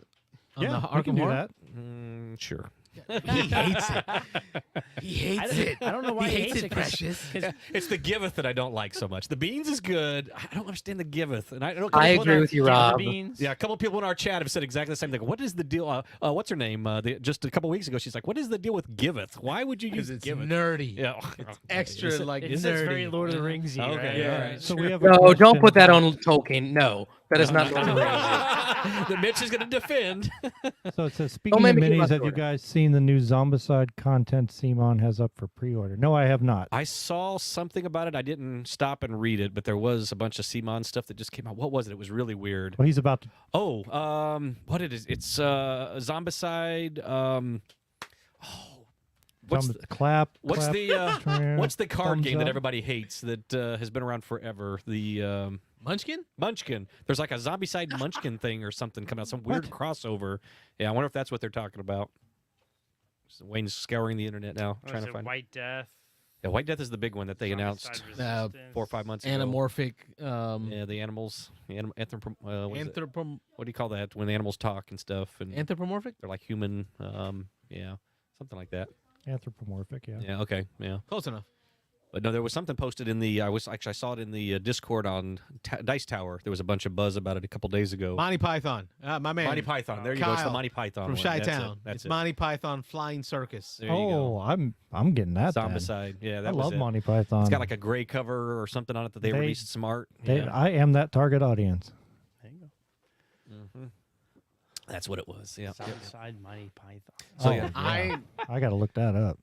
Yeah. Does nothing for me. Nothing for you? Well, you haven't been big into the Monty Python. Well, I grew up yeah. on Monty Yeah, I did too. Python, I love me some Monty Python because I tried to get you to watch. What was it? The There's no giveth in Monty Python? I'm sure somebody said giveth. Giveth is third maybe. person. You can't say Yeah. you giveth or I giveth. He giveth. He giveth. Well, he giveth his legs He giveth the bean and his arms. The Black Knight giveth. Yeah. Mhm. Yeah. Life of Brian. That's what I was trying to think of. You still haven't ever watched Life of Always Brian? That is a great movie. Yeah, it's a great movie. He giveth the holy hand grenade. There we go. That's the Holy Grail, yes. So I'm more of a Mel Brooks than Oh, yeah? Python. Although I love my. I like both. Yeah. Oh, I put on Mel Brooks' Blazing Saddles for my wife and I You're in the not living allowed. room with my oldest boy. Not allowed. Whew, that lasted like Yeah. 5 seconds. Oh, did you get to the part where they're Oh, I talking about fast forward. I fast forward right to Wait, it. wait. He's like an adult now, right? He's like 18, Yeah. and you can't show him that. No. It's just Let me like tell you, there's I'm like, whoa, he knows those words exist. It's okay. whoa. Yeah. in the realm of sometimes late at night you go through the YouTube rabbit hole. There's like a whole channel of like Gen Z or millennials, like or whatever the newest generation, 18-year-old, 19-year-old, watch Mel Brooks. Mitch, And it's hilarious. represents them. Watching Yeah. like That generation. 18 to 25-year-olds watching Mel Brooks for the first time, and they're like, "Holy cow!" Well, I love listening to the podcast with you and Mitch talking about pet peeves Oh yeah. and your concerns with cards that are visible and dealing with color coding and Old Mitch man like, issues. well, I'm not old yet, so I don't have to worry about that stuff. Like I see well. Speaking of like that popped the head. Jamie actually talked about his vision-friendly cards for Wingspan on Wingspan. his thing this week. I don't know if you saw. He's actually like he was a little pissed about it. Really? Yeah, because he was like, Spill the tea, sir. so basically what he said is like he's like, everyone asked for these cards. Everyone asked for me to make these cards, vision-friendly cards for Wingspan, and now none of y'all are buying them. oh, really? It fallen flat. He's like, I put out a survey and all these people said they would buy it, and it's not selling quite as well as I thought. So that like we're going to continue to do them for future Wingspan expansions, but we're probably not going to print as many copies because it's not Oh, really. that's the same thing whenever you put up something for an event and everybody's like maybe or I'm interested. Which means no. That means no. Yeah, it's exactly what happened to him. They got that survey, like, oh yeah, I'm interested in that, and they're like, I'm buying it. Yeah, Yeah, but cool. he did that survey before. He did the survey for the hardback Scythe rulebook. I remember that, and I said yes, I'm in. And I think he sold out of that like first run. We actually wanted it. He said that worked, and then the nesting box for Wingspan that worked. But he was surprised that he basically said that I wonder if there's a number of people who like to talk about the iteration or the creation of something like that and giving feedback on the creation of something like that, but don't necessarily want to buy that. Yeah, that's the internet. Yeah. And I wonder about Is that what it's called? I wonder a little bit about the stigma of that too, because when I first saw it, when I heard the idea, I saw it before, or heard about it before I saw the pictures of the cards. I was like, "Oh, that's great! I mean, that's a great service. That's an awesome idea." And then when I saw the cards and the text on them was so big, and it was like, "Oh man, I feel like a 90-year-old guy if I was." Playing this. I wonder if there was a stigma about that now. It's like, would I actually put this in my thing and have fear my friends if I pulled it out in front of some of my younger friends and they're like, "Oh, what are these old man cards or whatever?" In here? Well, listen, we can joke about that all day, but at the last game day, when us gentlemen were on the table playing those games together, right? Here we are, you, me, Zeno, Wayne, Dan, you're there, William's there, and like the majority of us are putting our glasses on and off. Oh yeah. Yep, I do it. Yeah. But Like, I we've think, hit a stage, Yeah. gentlemen. you could to buy the replacement cards for all the Wingspan, it'd be like $40-50. If I needed new set of cards, I would probably buy those because I could read it from over here. Like you could see it from far They away. were huge. They were nice, But I don't need them right now, right? I think that's probably what it is there's a lot of people who would like them but don't need them, so they're not going to buy them. And I think he'll eventually sell out of it as people buy it. And people gave him some suggestions on how to advertise it better or whatever. But yeah, just interesting that like he went out of his way to create something, to help people in the community, thinking it would be a seller, and it's not quite selling as much. I want to see Jamie angry though. Like, That's one thing. He was a little. Watch his live on YouTube. Watch his live thing. I want to see him salty. He's always so kind. He was a little salty. He was trying to like couch how he was saying it. You could tell he wanted to be a little bit more, like come on, man. come on, man. but he couched. That's how the he thing said is, it. you throw that survey out there, and you really have to caution how you ask the question, because if you ask me, is this a good idea? What do I think? Should this be made? My answer is going to be yes. Anything that helps somebody with a disability, yes. But then you look at Mitch, and he's like, but I don't got that problem. My eyes are good and young and fine. But here's yes. the thing. This You is a can't have the big- best go of ahead. both worlds because Jamie is. I feel like his MO is like, hey, I'm not gonna announce something until it's on its way here and I can get it to your hands in a month, right? With Expeditions, he went the other way and he said, hey, I think this is going to be really popular, so I'm going to announce it ahead of time, but hey, you're going to have to wait on it. And so that's what happens. If you want to announce something and then immediately it's in somebody's hands, you're going to have to take a gamble. I personally, I'm a Stonemeyer champion. You guys know I like Stonemeyer. I don't like that I'm having to wait for Expeditions, but it doesn't particularly bother me that I ordered it and it's not for a couple months, because no matter what, it's not going to get into my hands to July, whether or not I found out about it on June 1st or, the beginning of the year. I think he just has to pick his battle with that. Yeah. Carlos is screening a call. We're going to have, I think, a caller here in just a moment. But you mentioned Expeditions, man. I'm seeing that everywhere. I'm getting excited about it. I wasn't quite into it at first. And then now that I'm seeing it, Man vs. Meeple's been playing it live and doing different things, and they're loving it. Dice Tower just recently reviewed it, gave it pretty high reviews. I'm excited. So It's supposed to be really shipping looking potentially forward to next month, which is great. Yeah, I'm really looking forward to playing it. Hopefully at Dice Tower. I think they've got a copy, they said, at Dice Tower, so I'm looking forward to playing it there. But we ready to go with that call, Carlos? Oh, we got Sam calling in from Zephyr Hills. How are you, Sam? Hey, good. How are you guys? Good. We're just chatting, feeling some time here. What have you been up to? Well, I was confused. I'm very sorry I missed the first little bit of the show. But I was curious what you guys thought of Ultimate Railroad. Well, recap. Well, Dan, go ahead and jump in there, Dan. You're the most experienced player, so just again recap. You said Ultimate Railroads? Or Russian Railroads? Because we played Russian Railroads, but Ultimate Railroads is basically the same game with some more stuff added on to it. But yeah, it's a big game for me. I love playing it. Like I said earlier, I played it probably 50 times on Board Game Arena. This was actually the first time I physically played it in person, and it's gonna. Are you serious?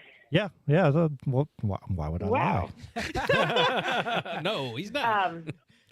It's just your humor, Dan. It's so dry. Yeah, we don't so know we when you're can't tell when joking you're- when it's or you're serious or being not. serious. That's true. I do have that problem. But yeah, it's going to be on my top 20 list when we go next week. It's definitely going to be Wow. up there. I love playing that game. I like worker placement games, and that's one of my favorite worker placement games. I think that everyone in the show really liked the game. Carlos's brain is still getting sucked back into his head a little bit. He thought it was a little brain burning, but Yeah. I know you've played Sam. I've Oh, seen really? you at least a couple times online playing it. What are your thoughts? Well, I played it the first time in person a few months back when I started playing online. But I've actually only played the Russian Railroads version of it, even though I played Ultimate Railroads, because just like Dan was saying, there's a bunch of other boards in there from other countries. So they have other countries on the boards. The U.S. has dynamite and explosions, and I think there's one from either Japan or China that has some other elements. So I just bought it, as you guys probably know, because I put it on Discord. So I'm waiting for it to come in the mail. So I'm excited to play the other versions because so far I've just played the Russian Railroads. Is that built version of into it. the Ultimate Edition, the U.S. expansion? Yeah, that's all in the Ultimate Yeah. one. Yeah. So it's like a happier country. It's not as sad. Yeah, It's America. We like to blow shit up. Yeah, it has all the versions because there's expansions to Russian Railroad that included all those. So when they did a reprint, they reprinted with all of them and called it Ultimate Railroad. So I'm really excited to see what's in there, and I'll post and I'll bring it too, so that you guys can see it or play it or whatever. Are you going to be at the game day on Saturday? I am. I don't know if it will come in time. Okay. They did say 5 days, and they did already ship it. So we'll just see if it comes. Well, if it makes it by Saturday, because I'll be there, we'll have to get a game going. Yes, definitely. I'm excited to see what the other bring. I really enjoy it, and I think after you play a time or two, Carlos, it won't be so brain burning because the first time the choices that you have and knowing what to do. But I like that because then you could play so many different times and do different things. But I was also wondering because wasn't it? And because I don't really know him, it was Kyle from Texas maybe that called last week and was talking about it. Chris? Was Chris that from Texas, Austin? Chris. From Austin, Texas. Yep. it? Okay, there you go. Did you guys think his explanation of it, did it set you up for excitement for it? Or are totally different than what you thought it would be?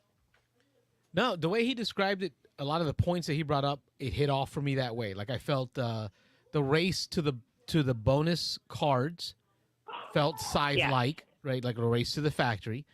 The triggering of the bonus tokens was nice. That felt almost like, and I guess I'm going back to Scythe on it, when you got the recruit action and you're getting those recruit bonuses, right? So it's what order do I want to take these in and which ones do I want to grab because I won't be able to get them all.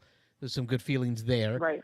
The upgrading of the track, I enjoyed that piece where the black iron or the black railroad track marker was worth nothing, but then you get all the way to the white, which is worth, I think, was it 6?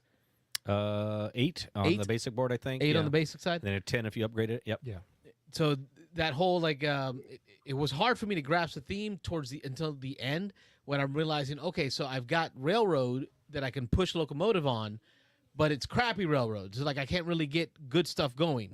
But that railroad network really grows as I develop the stretches of which I like that part. I really did. The stretches of network, right? Like this is the silver stretch, which is worth this many points. And this white stretch is really worth the points, even though it's the smallest stretch because it's the last one. So a lot of the things that Chris talked about did hit off. It was the scoring piece and grokking or understanding that and how to make those decisions. Like, Robert, I reached over to you a few times to be like, okay, so if I do this, I'm only going to net this much, right? So I felt like, yes, I was adding points to it, but nothing was really like an addition of points because you were taking it away from a different color. So you had to look at the net. Like, is this worth the net points in gaining versus just like an addition of points? I don't know if that makes sense. Yeah, it makes sense. Language. Yeah, you could see with the pictures. It's very mathy. Oh yeah, for sure. Yeah, I'm just looking at the pictures that Rob is scrolling by here, and there's a lot of different stuff. Yeah, different boards have a lot of different things that look like they add. So yeah, I haven't played. I don't think any of us have played Ultimate here. So, but yeah, I'd be interested definitely in trying out some. Ultimate's also on BGA. Okay. Yes. Yeah, I played it on there once, and I guess whoever set up the game didn't have many options turned on because it felt pretty much the same. But now looking at these pictures, I can see that there's tons and tons of different things that aren't in the Russian Railroads base game. I find that I miss some things when I play on BGA that I get in real life, but that can also happen in the opposite. To switch gears here, I played Arc Nova for the first time. I'm actually still in that game on BGA, and Rob taught me the game for the first time. Oh yeah. And then I didn't play it for, I don't know, a little bit. And I forgot a lot of it because there's a lot to that game. So I'm like reading through the rules, but I never really read the whole rules, which I should. And I realized that I missed a couple of things that may have been taught to me. I was like, oh yeah, I for one, whenever we put the guy out, is he the association guy? Whenever I go to associate him on that board to get an alliance, every time if there was another player's token there, I thought you always had to put 2 player tokens out. Oh no, yeah. But that's only if it's yours. Right. That's only if it's yours. Yep. So I was doing that wrong. And then I didn't realize that if you had 2 required icons and you had that association, so say Africa, you get -6 discount when paying for it, not just -3. Right. I was like, mind blown. Yeah. So there's a couple things that I missed that I didn't remember, and I didn't go back and read the rule book. And that's one game that I'm liking on BGA. Usually it's the other way around for me. Even though BGA makes it more convenient, I still usually like playing games on the tabletop better. But this is a game I'm finding I'm liking more and more as I play it. But I think the BGA taking care of a lot of those little things that you might forget, the little scoring things, a lot of that stuff, I think makes it a more pleasant experience for me. Still not a top, what is it now, top 10 whatever all-time games, but so it's still nowhere near that stratosphere for me, but it's I'm enjoying it more playing it on BGA. That's a valid, solid point. We talked today about Russian Railroads. Dan, your first time playing it in tabletop after 50 games in BGA. Wayne, your first time playing tabletop as well. Yeah. And you said it, Wayne, you're seeing things connect differently on the tabletop than it did in BGA, but that converse is also true. Yeah, scoring's easier. Learn it both ways. Play games both ways, and you'll not only get the tabletop kind of the connection of how things synergize, but then you kind of check your knowledge when you play it on BGA to see is it how you play it on the table, how it's really supposed to be played. So I like that point. Great point. Yep. I think the same's true when we get taught a game. I don't know if you guys do the same. I whenever I leave and I get taught a game, a lot of times if it's a complex game, I will watch a video on it just to make things sink home. And sometimes I realize that I missed a rule as well on it. I don't know if you guys do that and start checking down your list. Oh yeah, for sure, all the time. Yeah, I go on BGA and realize things like, oh, this is a strategy I never even thought of, watching somebody just beat me down in a game like Russian Railroads. The first 10 times I played it, I'd score 100 and some points and think I was doing well, and then the end game scoring would come in and I'd lose by 200. I was like, I don't know what happened. Yeah. I know, yes. I feel that a lot too. I'm like, I'm winning for the first 2 rounds, and then I just lost everything. Yeah. I think that's the motto for Russian Railroads, because I was winning for the first 4 rounds. I was like, okay, I got this in the bag. And then Dan starts plopping down 90-point turns. Yeah. I'm like, oh, I didn't set up for that. I only set up for 40 points a round. 40 every round, all 7 rounds. But that is one thing that's really nice on Board Game Arena, too, is all the games are archived. You could click on a player who has a really high rating, and then you click on the game in their bio, and it shows you every game they played. You can go back to those games and watch their turns and see how they scored those points to learn a strategy. Oh, that's cool. I didn't know that. Yeah. Yeah, you can watch the replay of the game and the turns in different speeds too, so you can watch it faster. Nice. I don't know if I have the patience for that. Yeah, that's what Carlos is saying. He's shaking his head. Yeah, not going to happen. I'm out. Not by myself, though. I would do a show where we critique or like ESPN style Play-by-play. play-by-play, the Ocho. Yeah. It's a different strategy. There you go. Then now you got a show idea. We can go on there and There you go. watch a replay and talk about it. We can rewatch Carlos's games of Tapestry and critique. I've always done that with like X-Wing. I always watch the live cast where they talk through ESPN style the games and the matches. When I started the channel, if you actually look at the date that this channel started, it was actually called Tabletop Battle Reports, and that's what I did. I went to X-Wing tournaments, and so the first videos ever published on this channel were like me and Zeno going to tournaments and then going back and doing replays of the games we played and talking through them, the strategy, the turns, and the actions. I love that. I'm doing that again in November for Blood Bowl, which tomorrow is our Blood Bowl podcast / call-in show. For those of you enjoying Blood Bowl, I'll post it up on the stream tonight. But that's for tomorrow. But in November, I'm going to Orlando for one of the largest Blood Bowl tournaments in the U.S., Chaos Cup. Dan, you should be there. Chaos Cup. Chaos! But not to play. I've been asked to just be the Ocho, to be there and stream games and to comment on live games. Yeah, they don't want you at? playing. In Orlando. Orlando in November. In the Wyndham. Was there something else going on in November that I can't remember? Sounds familiar. Sweet November Rain. I don't know. I mean, if it's available, yeah, I'll go down there and do some commentary. It's so much fun. I did see you post that you were going to go up to Seattle at some point. When was that? October. Okay. I got to look at my calendar now. I know, right? You're too busy, man. Now that you don't have a store, you're like, I got to go to all the events. Yes. Now, Sam, you invited me to an Obsession game. We're in another Obsession game, so I think we could say that you're obsessed with this game. Obsessed with Obsession? Obsession, yeah. Have you put your stickers on the meeples yet? No, I haven't. Seriously, come on. I know. I get that way. I have like 6 or 7 of those meeple sticker packs in my cart on Etsy, but I'm not pulling the trigger until I hear your report. So you see them and hear about it? What you think of them? Yeah. All right, that's it. I'm bringing them Saturday, and I'll put them on in front of you. There you go. While we're waiting or setting up a game. Okay. And then I'll we'll help. be done. Yeah, and we can marvel at how cute they are. Yeah, those stickers are kind of cool, man. Yeah. Like, they're really pretty cool. They are. Get in a game, bring it, we'll play it. Yeah. I bought a set for Scythe, so I stickered my whole Scythe, every meeple on Scythe, because it does look better. And I think somebody posted their dinosaur Can you Draftosaurus. post pictures of that? Yeah. I've never seen the Scythe ones. You need to post pictures of that. It's currently holding up the laptop for the show, the boxes. Yeah. So. Well, later. Michelle, I think Michelle posted Draftosaurus with the stickers. Yeah. I want those. Those are cute. Yeah. And I have like not Ark Nova. Lost Ruins of Arnak, Dune, Viticulture, and then First Rat actually has a sticker pack too. So I was like, yeah. Oh, I played that for the first really time wanna a see couple the days ago. First Rat, yeah. It's good, right? Yeah, I enjoyed it. First Rat's really good. I got to try it. Yeah. I guess Diego didn't like it because he put his up for sale. Yeah, I saw that. Yeah, he's posted his up for sale. He's like keeps a lean collection, man. He does. Plays the game, doesn't. Oh, okay. Yeah. He only keeps a handful of his really favorite games. Yeah. Yep. Which is good because I've gotten some good games off of him. Yeah, I just got he turns them over. Crusaders and About 2, yeah. Crusaders and Gingerbread House. Oh yeah. But he bought that off me. Yeah. Quick turnaround. There you go. Nice.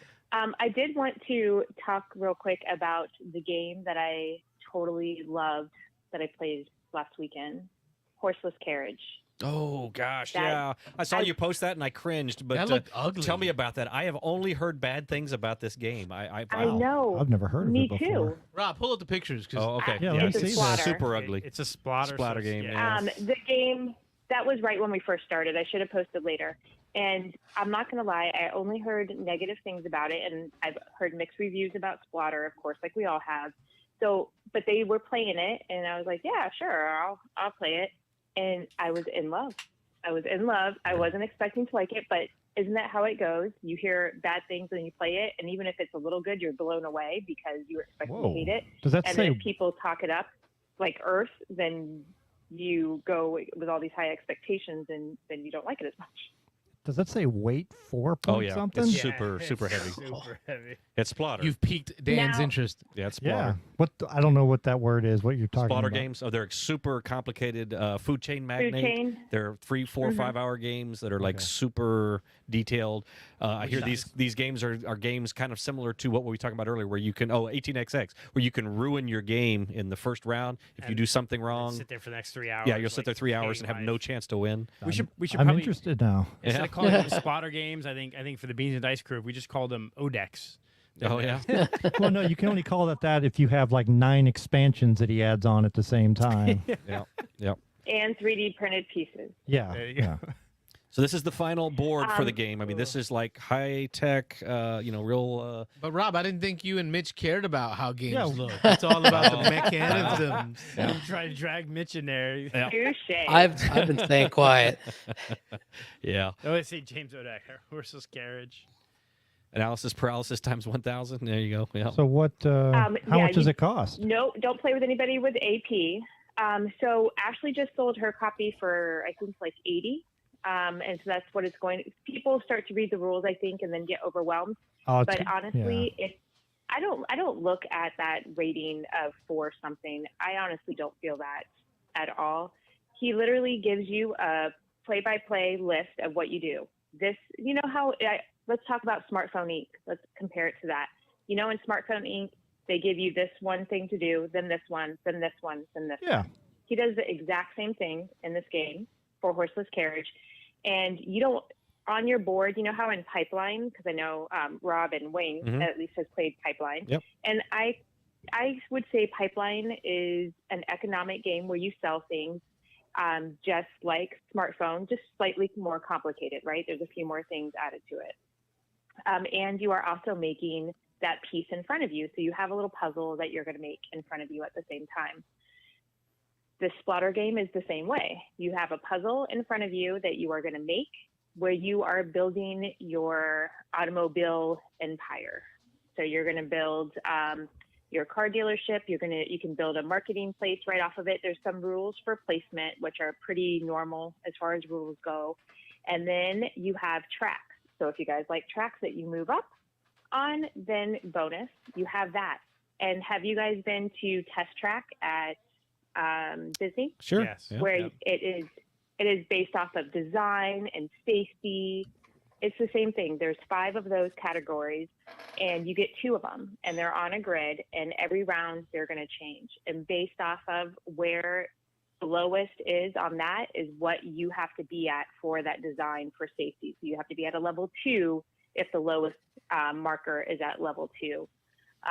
So you have to meet those specs, and that other grid that's blank and white in the middle that looks bland with purple cars on it that you see sometimes on pictures, those are the cars in the grid, and based off of where it's at on the grid is how much money it is. Well, I gotta tell you, Sam, I gotta stop you real And quick you just because go I got a and picture you up here sell. we're looking at. I love my tracks. So I see some tracks up there at the top. This is though what everybody talks about, this tile laying game that you're playing where, again, supposedly if you screw this up early, your whole game is ruined because you can't put down the things that you need to do the next thing, to move along and to progress. And I don't know. I've heard that this part of it is a mess. I don't know if you're watching, but this grid of I these know what you're talking about. different size tiles that you're trying to puzzle in. Favorite part. Oh, really? Oh, gosh. Yeah. And that was my Favorite least part. favorite part of So- Tapestry the first time I played was that whole city grid laying in the little buildings. And, yeah, I don't know. Go ahead. So, well, listen, I played different than everybody else. So I played with 4 other people. 2 had played before. 1 was the owner of the game and played multiple times. He actually lost the most because he was under the assumption that he just needed to make one shop and make it the best he could. I made all 3 of my shops, and I did not want to make them the best I could. I wanted to focus on a couple of tracks, and I really pushed those tracks. And my score was like 164, and the next highest score was 99. She's making like His Hyundais score was- that catch fire. Just pump them out. I didn't care, right? I just wanted to sell those puppies. And because I focused on selling more and just doing more, but at lower, I won. But you know, in Smartphone Inc., you could end up doing the same thing. So those people that feel boxed in, they're just not thinking outside the box. And that's my favorite part is that you could go in any route you want. You could do it however you want. Everybody should not do it the exact same. And if you're not able to think creatively like that, then you might not like it. But I loved it. And I've got up here on the screen right now these different size squares, these colored blue and red and yellow. So this has something to do with what, capturing the market that you can sell to or something? Is that right? Correct. So every time that you put down your car dealership, you get the smallest box, which is a 2-frame box. So you only get 2 markets that you can sell in. So you could pick up those cars from that area and sell them. If you put 1 market tile down next to that, now you can upgrade to the 2x2 square. And then if you put another market down right beside that one, you can upgrade to whatever the next one is. What is it, a 3x3 square? And that allows you to be able to pick up cars. And at first, I was only doing the 2x1 square. So I'm like, what's the point? There's never that many cars. And then I saw later on, I'm like, oh crap. So I had to build a new market just so I could put a new car dealership, because I blocked myself in just to put my other market by it. But that was the fun part, because every round that you go through, which goes by pretty fast, you get a new black square to add to that. And you can put it anywhere you want. So you don't really get blocked in per se. You can always build more. It's just based off of where you're going to put your squares later.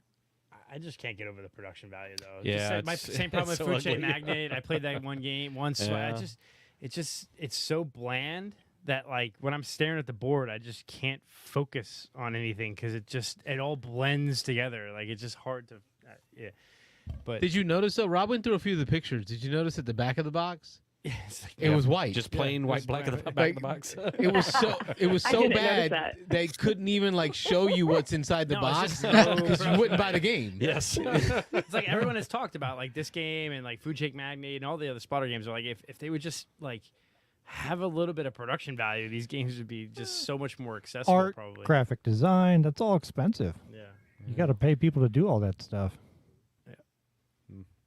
I thought it was a prototype. I thought this was No, like this That's is what a lot the of real people say. print and They- play. Everybody No. says that they think this is the prototype. Yeah, no, this is the real game, dude. Yeah. I don't have a problem with No, that. I did not play it at full complex level. We only played with purple cars, and apparently there are 2 other color cars that you can add in that increase the complexity of it. But when teaching new players, they recommend that you only play with 1 color car. So it does have the ability to increase in complexity. All right. So maybe that's where they get the 4 point something. Mitchell hasn't had much to say about this. What are you thinking, Mitchell? I don't care about the components at all. I mean, the game itself sounds awesome, and Yeah, it I'm could be in. a piece of paper. And if the mechanics are good, I'm down. So let's do it. I'll play it anytime. Have you played Food Chain Magnate, Rich? No, I've not. Yeah, some of my I favorite haven't either. games at home, like solo games and stuff, are from like really small publishers that like self-published, maybe like Game Crafter or something, and the components they're there, but I mean the game's fun. So I mean, I don't get that upset about low production value. Of course, I like high production value games, but if it's a good game, hey, good enough for me. I think Sam's kind of comparing it a lot to Smartphone Inc., and I like that game. So more games with that alley. Yeah, I love Smartphone Inc. Yeah. I think just to circle back, the production value thing. I think my thing is, like, when I look at a game like that, if it's all like tan or gray, that's part of my problem with the 18XX game that we're playing. Is like, just visually, it's hard for me to differentiate different things in the tracks and figure, like, that's Is where it I because get of your lost. old The eyes? game is great. Yeah, it's from my old eyes. Yeah, exactly. I mean, if like Carlos, if you play a lot of war games, you're going to have a map and you're going to have little chits, and I don't, there's not a lot going on there. it's got to be the But it's fact still that fun. growing up playing war games, like, we give it a pass. Like, we don't expect our war games to be pretty. When they are, we're like, wow, that's Yeah. pretty cool, right? Company of Heroes, right, as a war game. Undaunted Normandy as a war game. But what I'm used to growing up wise is the chit and counter. It is after 10 o'clock. So it's chit and counter, old school, Not even a mounted board, just a Right. paper map you a fold paper out. map Yeah. with creases. Like, Yep. that's what I'm used to. So it gets a pass. But when it comes to the board game realm, like, I expect more. I don't know. It's not fair, but it's true. It's not fair, but it's true. You're entitled. I am. I can appreciate that. I get turned off by some games. What's that one, Gilded Compass, or that brown one that came out? That sort of like Guild of Golden Merchant Red? Explorers. Oh, yeah. What's that? I Brown get and turned Tan, off- the board I game? haven't played that one because it's so blah to look at, even though I heard it was really good. It's a good I mean, game, as but long it as is you're I pretty think good. put forth effort. How many ratings are on that? How many people rated it? Well, this is Food Chain Magnet. You want to go back Yeah, to? no, that's fine. Where do you see the ratings? It'll be down. No, well, Horseless Carriage is 778. Mike's not on the call 19,000. tonight, right? I Not mean, this anymore. is Food Chain Magnet. 19,000 people have rated it, and it's over an 8, and Yeah. it's a weight over 4. I mean, there's got to be something there, even Oh, if it's a- ugly. It's a Yeah. great game. Yeah, Food Chain Magnet's It's a supposed to be great really game. good. It's just really ugly. And I know a lot of people who liked Food Chain Magnate who did not like Horseless Carriage. So Horseless Carriage came out and was pretty widely panned originally. Actually, we can go back and see what the rating on Yeah, it it's was. super- It was like 8 something. Was it? Okay. Yeah. Yeah. Yeah, I think it was It's 8 on the 700 or dot. something. Yeah, Was it 8? Wow. Okay. There you go. interesting. So Ashley played it, and from what my understanding is, she had it, but she sold it just because she won't get plays with it at home. It's an But 8, she really liked it. but that's only 778 Jim- ratings. Yeah. And Jim didn't care for it that much. So I know that you guys were That's surprising. joking about Jim and Yeah. Well, Squatters, but he did not care for it that much. He likes his heavy games. And Yeah. like, Well, this doesn't have 9 expansions. Ah. there you go. It doesn't. Yeah. Or look at the production. There's no minis. yeah. Come on. I mean, Food Chain Man has been out for a long time now. Yeah. So it is a really, really good game, and people have been. But at least that has an art style. Like, Little it's bit. got that 50s, Well, for 50s, cafe, yeah. diner Yeah, exactly. It fits. style. Yeah. Yeah. Horseless Carriage, the back of the box is white for a reason. Yeah. Food Chain Magnate ranked, is it 37? Wow, Yeah. 37 overall out of all board games ever. So wow, that's impressive. I'm gonna have to play that. I've never I played have that. to play that I've wanted now. to play that for years. Yeah, It's good. I think I've even seen it on sale at Target. Came out 2015. It says. Yeah, so it's been around a little bit. Yeah. But yeah, I got to try that. It's a complicated game. So again, it's one that heavier gamers It's a get 3-4 into. hour game, easy. Yeah, it says what 2 to 5 players, 120 to 240 minutes. Yep, go ahead, Sam. Horseless Carriage did take about 3.5 hours, but it flew by. I felt like it was over before I was ready for it to be over. I just really liked putting my board together and coming up with these amazing combos and ways to put things together and figure out where to put them and then sell more than other people. Just felt really good. What's that? I felt like I was monopolizing and I was like the CEO guru of cars. And it sounds like you was played well, good. and it sounds like you won. So I wonder how much of that taints things a little bit. But Could be. Yeah, but No, it totally does. yeah. Okay. Totally does. Given the games we've all played together and what we know of your game style, the fact that you like the game makes me willing to try it. Like I had seen the game when it came out and like read about it. I'm like, oh, that doesn't sound very good. But you know, it's always like some reviews have been poor or negative, but now we know somebody that we've all gamed with. We know the play style. We know what Sam likes, and so you know it's probably worth a shot. I would want to play Food Chain The Magnate person again who first taught time. me is really good at teaching games and very thorough.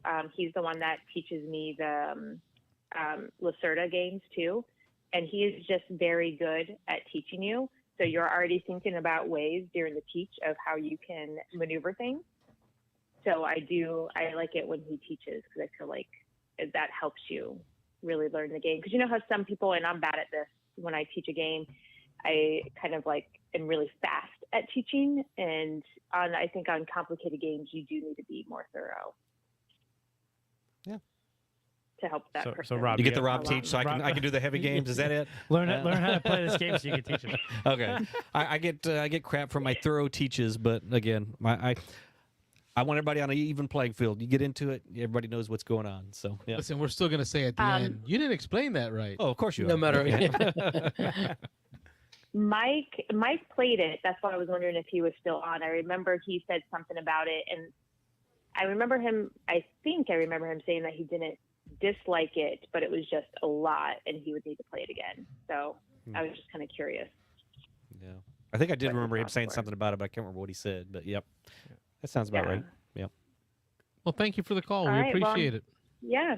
Thank you for having me on. Don't You be guys have a good one. Don't be a stranger. We'll see you hopefully Saturday. Saturday. All right. You will. Good night, Sam. Bye. Bye. Looking at horseless carriage, though, Wayne, I thought that would be right up your alley. Like yeah? it looked like an Excel spreadsheet printed out. That's not no. Yeah, that's what got my attention. I was like, ooh, spreadsheet. That's Nick and Bowser. Yeah. Yeah, a little bit. Yeah. I could probably get into them, but it's just like I said. There's a large learning curve. It's 3-4 hours. I'll give it a shot. I played Food Chain Magnate once. I've heard Fonte Magnate can A also long be time very ago. punishing, and Yeah. so that's what scares me about that one. But That's after Oh, 10. Let's just another risk caller. it, see what it is. Beans and Ice Podcast. State your name. Where are you calling from? Hey, this is William with the Nerdy Wed. hey, William, how are you? Hello, William. Hey, how you guys doing? Good. I just wanted to call tonight to plug that I'm going to be doing Blood on the Clock Tower, Dice Tower East. I saw that chat. Definitely not my kind of game, but I saw that chat. I'm out. Shift delete. I don't know anything about it, so go ahead and pitch it. Yeah. Booty by Hershey Yes. hit me up, Kristen. recruited me into it. I And, think she asked about it, and I threw your tag in there and said, I think William's got a copy. We'll see if we can get him to do it. Sounds like she wrangled you in. Yeah. if Give you've ever Dan the played elevator Werewolf- pitch on Blood on the Clock Tower. I'm If ready. you ever played Werewolf and hated the fact that you died and had to sit and wait for the next game, or decided to go find something else to do, The second one, yes. you're gonna like Blood on the Clock Tower, because when you die, your game's not over. You're just a angry, chatty ghost. You play the game the same as you did when you were alive, except you just lost your special ability if you had one that continues throughout the game, and you get one more vote before the end of the game, one last vote. And more often than not, the dead players are the ones who decides who wins at the end. So, Do people get mad if there's a player playing the game that just does whatever to see what happens? now, That yeah, doesn't try to we win? had- That would be Dan. We had a guy at Escape Winter, the last game, the only game I got to play the entire time. He was sitting next to his brother, and he was, I believe, the empath, or he was one of the characters that gets to know something at night about players around him. And he found out who the spy was, and it was his brother. No, the poisoner. Sorry, the poisoner was his brother. And he never disclosed that to anybody within the group. Ooh. He kept it to himself to protect his brother.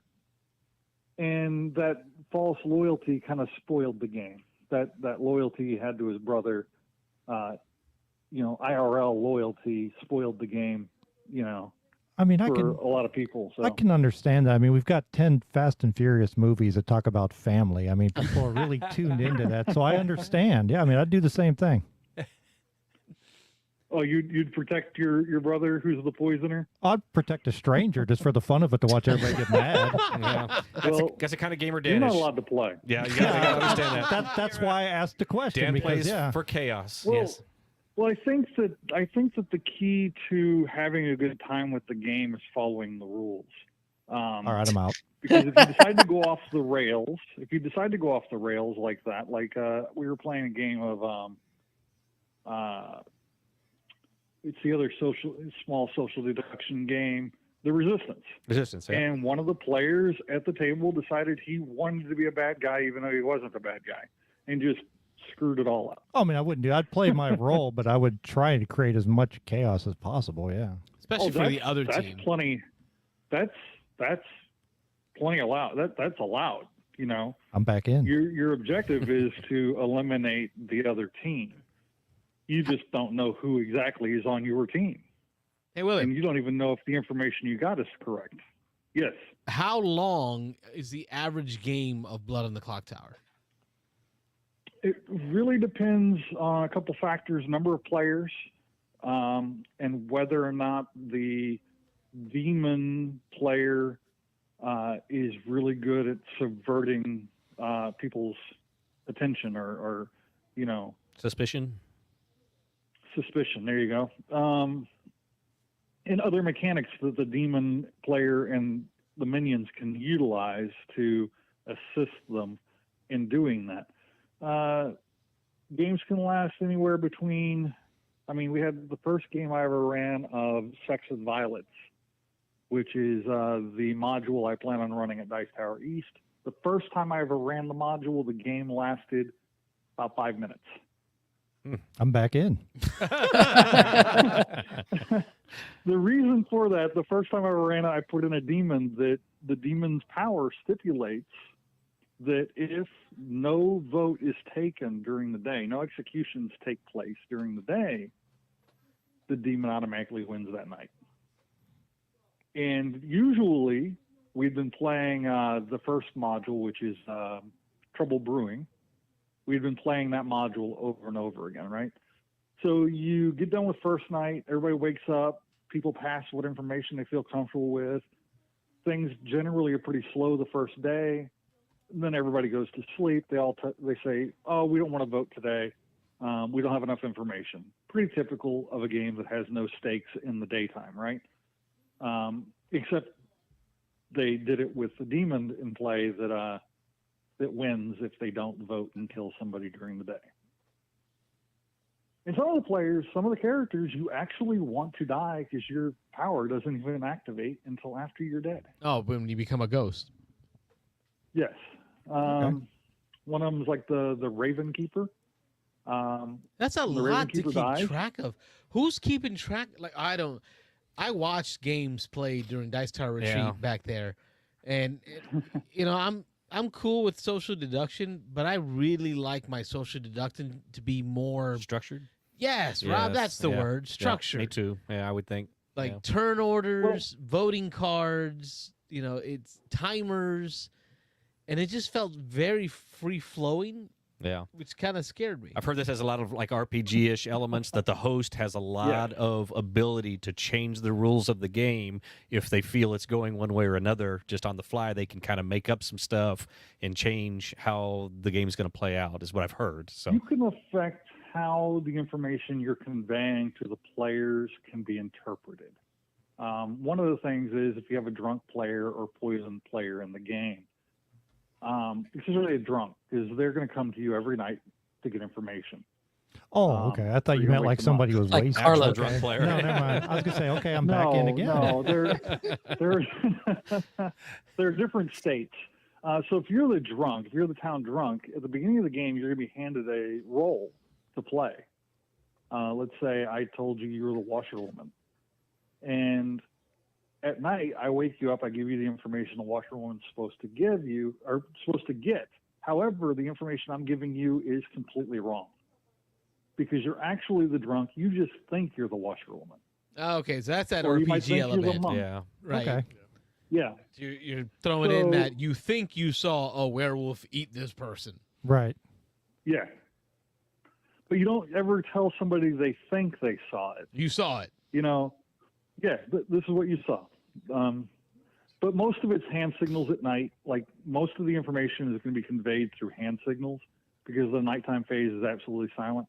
I might be playing Samuel L. Jackson reading Go the Fuck to Sleep. Sorry.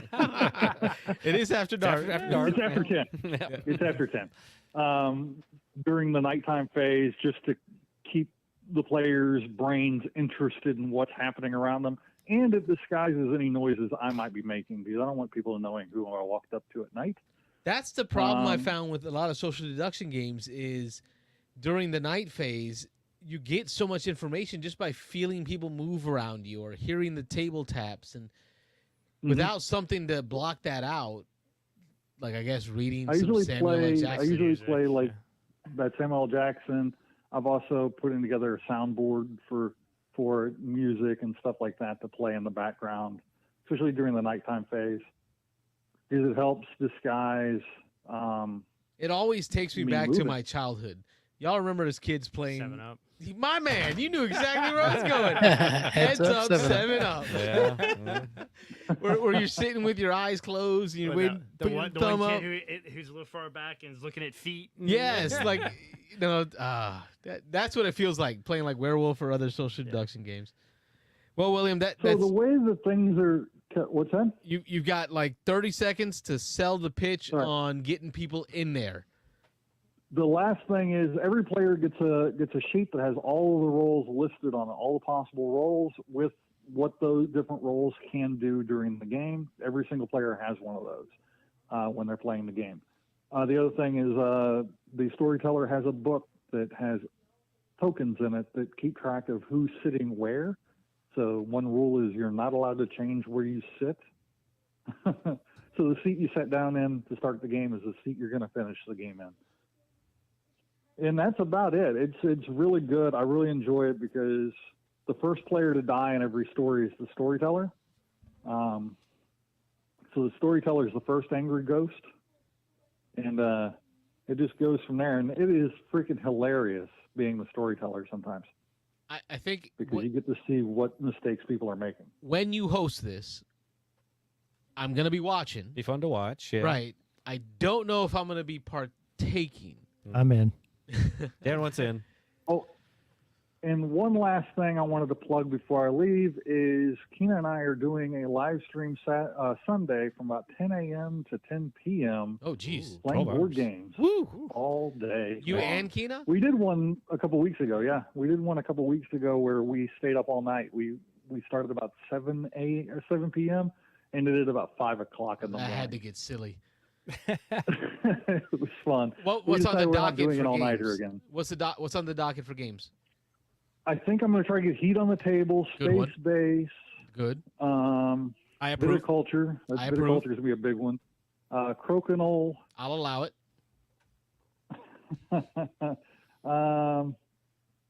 We have a bunch of games, and that's a good starting lineup right there. Come up with that's a good one. With a full list yet. We've never done that. We've never done like a marathon of games. We've talked I know about that at your turn con, Dan allowed me to bring the setup. So we Live brought stream. Studio B, as in beans, all the way to the York Turn Con, and we just streamed every game that we played on the table. Scythe, Ready, Set, Bet. Yeah. Yep.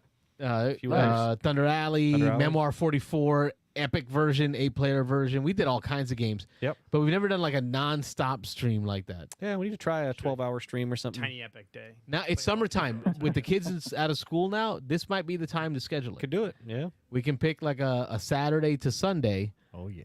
And just like 12 all hours night of like nonsense. we tried to do. 12 hours of nonsense.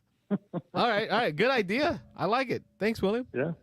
That's so this Sunday, we'll right? be on from about 10 o'clock Sunday morning till about 10 o'clock Sunday night. Nice. If we make it. Good luck. Nice. Yeah. We'll All tune right, guys. in and we'll just see them sleeping. Yeah. Both No, passed that's out. Carlos. That is That's me. Carlos. Hanging Yes. out of my mouth. That is me. Good night, William. Good night. Thanks. Y'all have a good night. Thanks for Have a calling. good one, man. Thanks. Hey, Mitch, wrap us up out of the Louisiana, the red bean of the Beans and Dice show. Bayou. Wrap us up. What you want me to say? What do you got out there? We got Zataran. We talked Tony Sobo. We Battery. talked. Had some Yeah. Abita beer here tonight. So Yeah. we're good. So Dan we, and I we are- did have a beatus tonight. Hey, Oh, hey. yeah, we Got a had little some strawberry Louisiana. beatas. Yep. Dan and I are looking forward to coming and hanging out a day or two, hopefully in the Big Easy, New Orleans. I think you said something about maybe being able to come over and meet us a day over there. Definitely, just like last time. I'll come meet you guys. Take some time Nice. off of work. Don't tell my boss it's not a sick day. You know. There you go. So we'll have some partake in some of that food and beverage and walk around New Orleans a little bit, enjoy that, and then we'll head over to New Iberia, Lafayette area to you said maybe some pre-gaming on Friday night. Yes, Nice. indeed. Once we get the Looking- library and everything set up, and then we have it a few hours after that to set up to play games. So, Set up yeah. our own games. Yeah. Yeah, Nice. Standard tickets are on sale now. The early bird is gone. that's correct. So I think it was 35 or 45, and it's gone up by $10. I'm a really bad proponent of this con. I don't know what the cost is. I think it But went from just- 35 You don't to have to know about the 45. cost. I believe I got mine at the 35. benefits of it. So yeah, I think it's 45 now if I remember correctly. Yeah, Not bad 45 at all. You're right. Yeah, 45 for 2 days. Yeah. Yeah, for both days. Yeah, nice. And then on Board Game Gumbo, I've seen your presence a lot there. You and BJ getting some good stuff done. When's the next time you'll be on? We're trying to keep it pretty consistent on Tuesdays. Last week was an anomaly. He had something going on, so it was Thursday. But throughout the summer, I should be there every Tuesday night playing some new Oh, stuff. wow. This past week we played Coloma. So Final Frontier Games, Johnny Pack, he's a good friend of BJ's channel. They have a new expansion coming out for Coloma. They sent him the expansion, but I think they forgot to send the rule book. So we just played the base game without the expansion, but maybe the expansion will come in soon. If you haven't played that game, It is an awesome game. I want to play it. It's basically a worker placement game during the 49ers period, Gold Rush. But the thing is, you are deciding before your turn where you're putting your worker. You have a little wheel. And the thing is, if you're on the space that the most people go to, it busts and the space isn't as powerful. So you really have to be tuned into what everybody else is doing and not actually what they're saying, because they could be lying, but what you think they're actually going to do, and deciding, is it worth it to go where I think they're going and get a lesser action, or let them go there and maybe I can get it next turn and get the better action. Really, really good on player interaction. Nice. Yeah, I heard you mention that in the Discord, talking about if you like games with player interaction, Coloma does it best. I think. Honestly, yeah. I don't know if I've ever played a game that does better player interaction. BJ, whenever we were setting up, he said, "Yeah, I really want to try to have some more players." And I'm thinking, like, on a stream, you want to add players? It's going to be long, but it's really, I think, the more the merrier, and it plays up to 6. So, because once you decide where you're going, you can pretty much do your actions simultaneously, unless there may be a couple edge cases where you may want to go in player order, but it doesn't really, in my opinion, add more time with more players. So it's a psychology game of getting inside of their head, looking what's on their player board, and seeing what do they think is the best move for them to do right now, and let me either go there to screw it up for them or go somewhere else so I don't get screwed over as well. I'm going to add this to your sticky notes.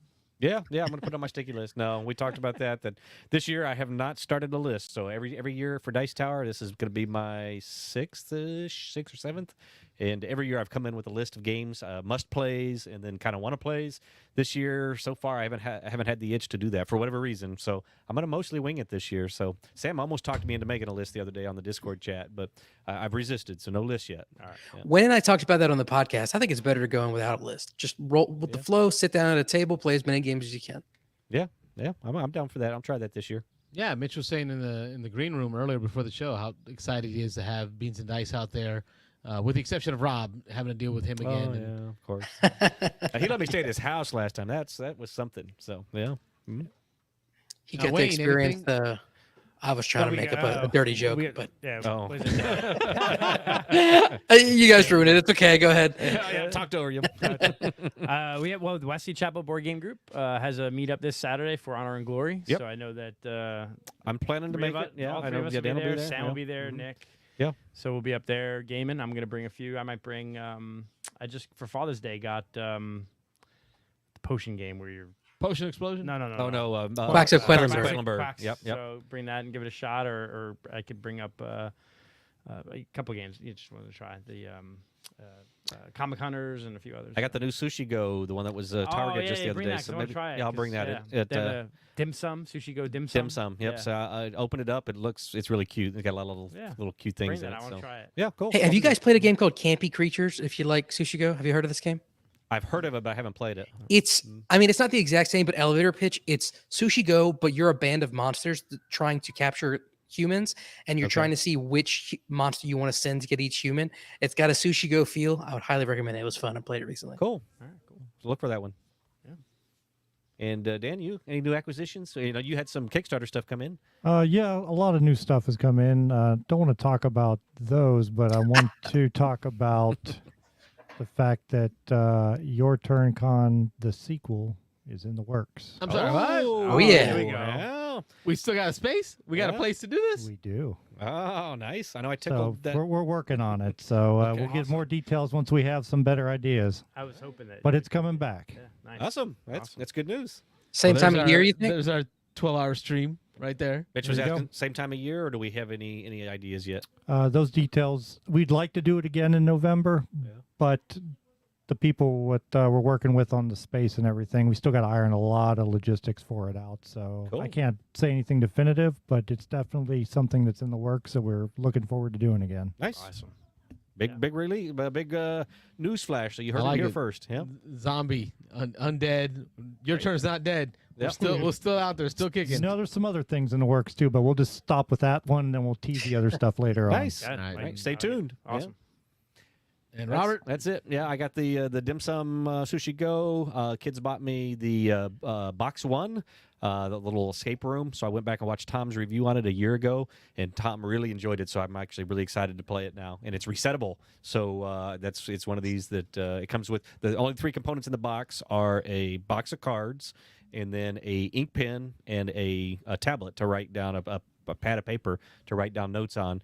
And Tom said it's pretty light. He said it's pretty quick, but he says it does some really unique things for these kind of escape room in a box. Nice. He called it a unique experience, and he said he wanted to stop at that because he didn't want to spoil it. But he said all you need is what's in the box, and then he said a house, which kind of had me, okay. I'm not sure why it requires a house. So I don't know if you're walking around the house, doing things, interacting with things in the house. I have no clue, but I'm looking forward to trying this. And it says on it that it's 1 player, Tom, so there's no reason you can't play it with 2 or 3. And so actually our family has talked about, I've got a family of 5. We've talked about splitting up into a 3 and a 2, and then each kind of going through it and separately and seeing how the experience is. So I'm really looking forward to that. But that was a Father's Day gift, so nice. Looking forward to that. Carlos? I love the commercial real quick on that topic. Neil Patrick Harris has a commercial for Box One. He's like, you ever wanted to play a video game, board game by yourself? And there are no games that have solo pairing. Like, you don't know what you're talking about, dude. That's garbage. No clue. Carlos has got his acquisition right here. Yeah, Father's Day gift. Undaunted Battle of Britain, the aviation-style Undaunted game. Super excited about getting this one to the table. It's actually a lighter rule set than a regular Undaunted. And, the Stein also came along with the Father's Day giftage, so attempting to reduce the spillage that we tend to have. And that sippy cup lid on top? What's this sippy cup lid? Recently, it's a very Carlos thing. But Rob, I watched you spill a cup today. It spilled 1 drip. There was 1 drip that came out. Well, they make an ointment for that drippage. A little drip. Yeah, a little drip. All right, that's a good thing to end on. Great. A little drip. Joke. Great. I do want to say that, I'm always praying for y'all. We have our devotions and prayer request channel on the Discord. So if you ever need any prayers, make sure to put it out there. And as always, I'm going to ask for prayers for my family. We continue to grow, and we continue to try to put this on for y'all. So your prayers and support are pretty big to me. We want to thank you all for coming tonight to watch the show. Hopefully we can identify who owns the Welcome to Trophy. Yeah. I thought it was Mitch's, but I got that wrong. We'll figure it out. I'll take it. Dan will take it home. It's a coaster. You can put your drinks on it. I finished 3rd, I think, in that one. But hopefully we'll see y'all in less than 2 weeks. Is it 2 weeks now? Dice Tower? 2 weeks from week and a half. yesterday. Yeah, 8 days, 7 days. Yeah, 2 weeks from yesterday. Oh, I got a lot of diaries to work before I can leave. Yeah, me too. Thank you for watching. We'll catch you all next week. Tomorrow night, Blood Bowl. Thanks for watching the Beans and Dice Good night, everybody. podcast. Don't forget to like and Thanks, Dan, for coming by. And Wayne. Oh, Yeah. it's Wayne. That guy. See you, Mitch. Hit the button. Hit the button. Hit the button. I'm hitting it. Button.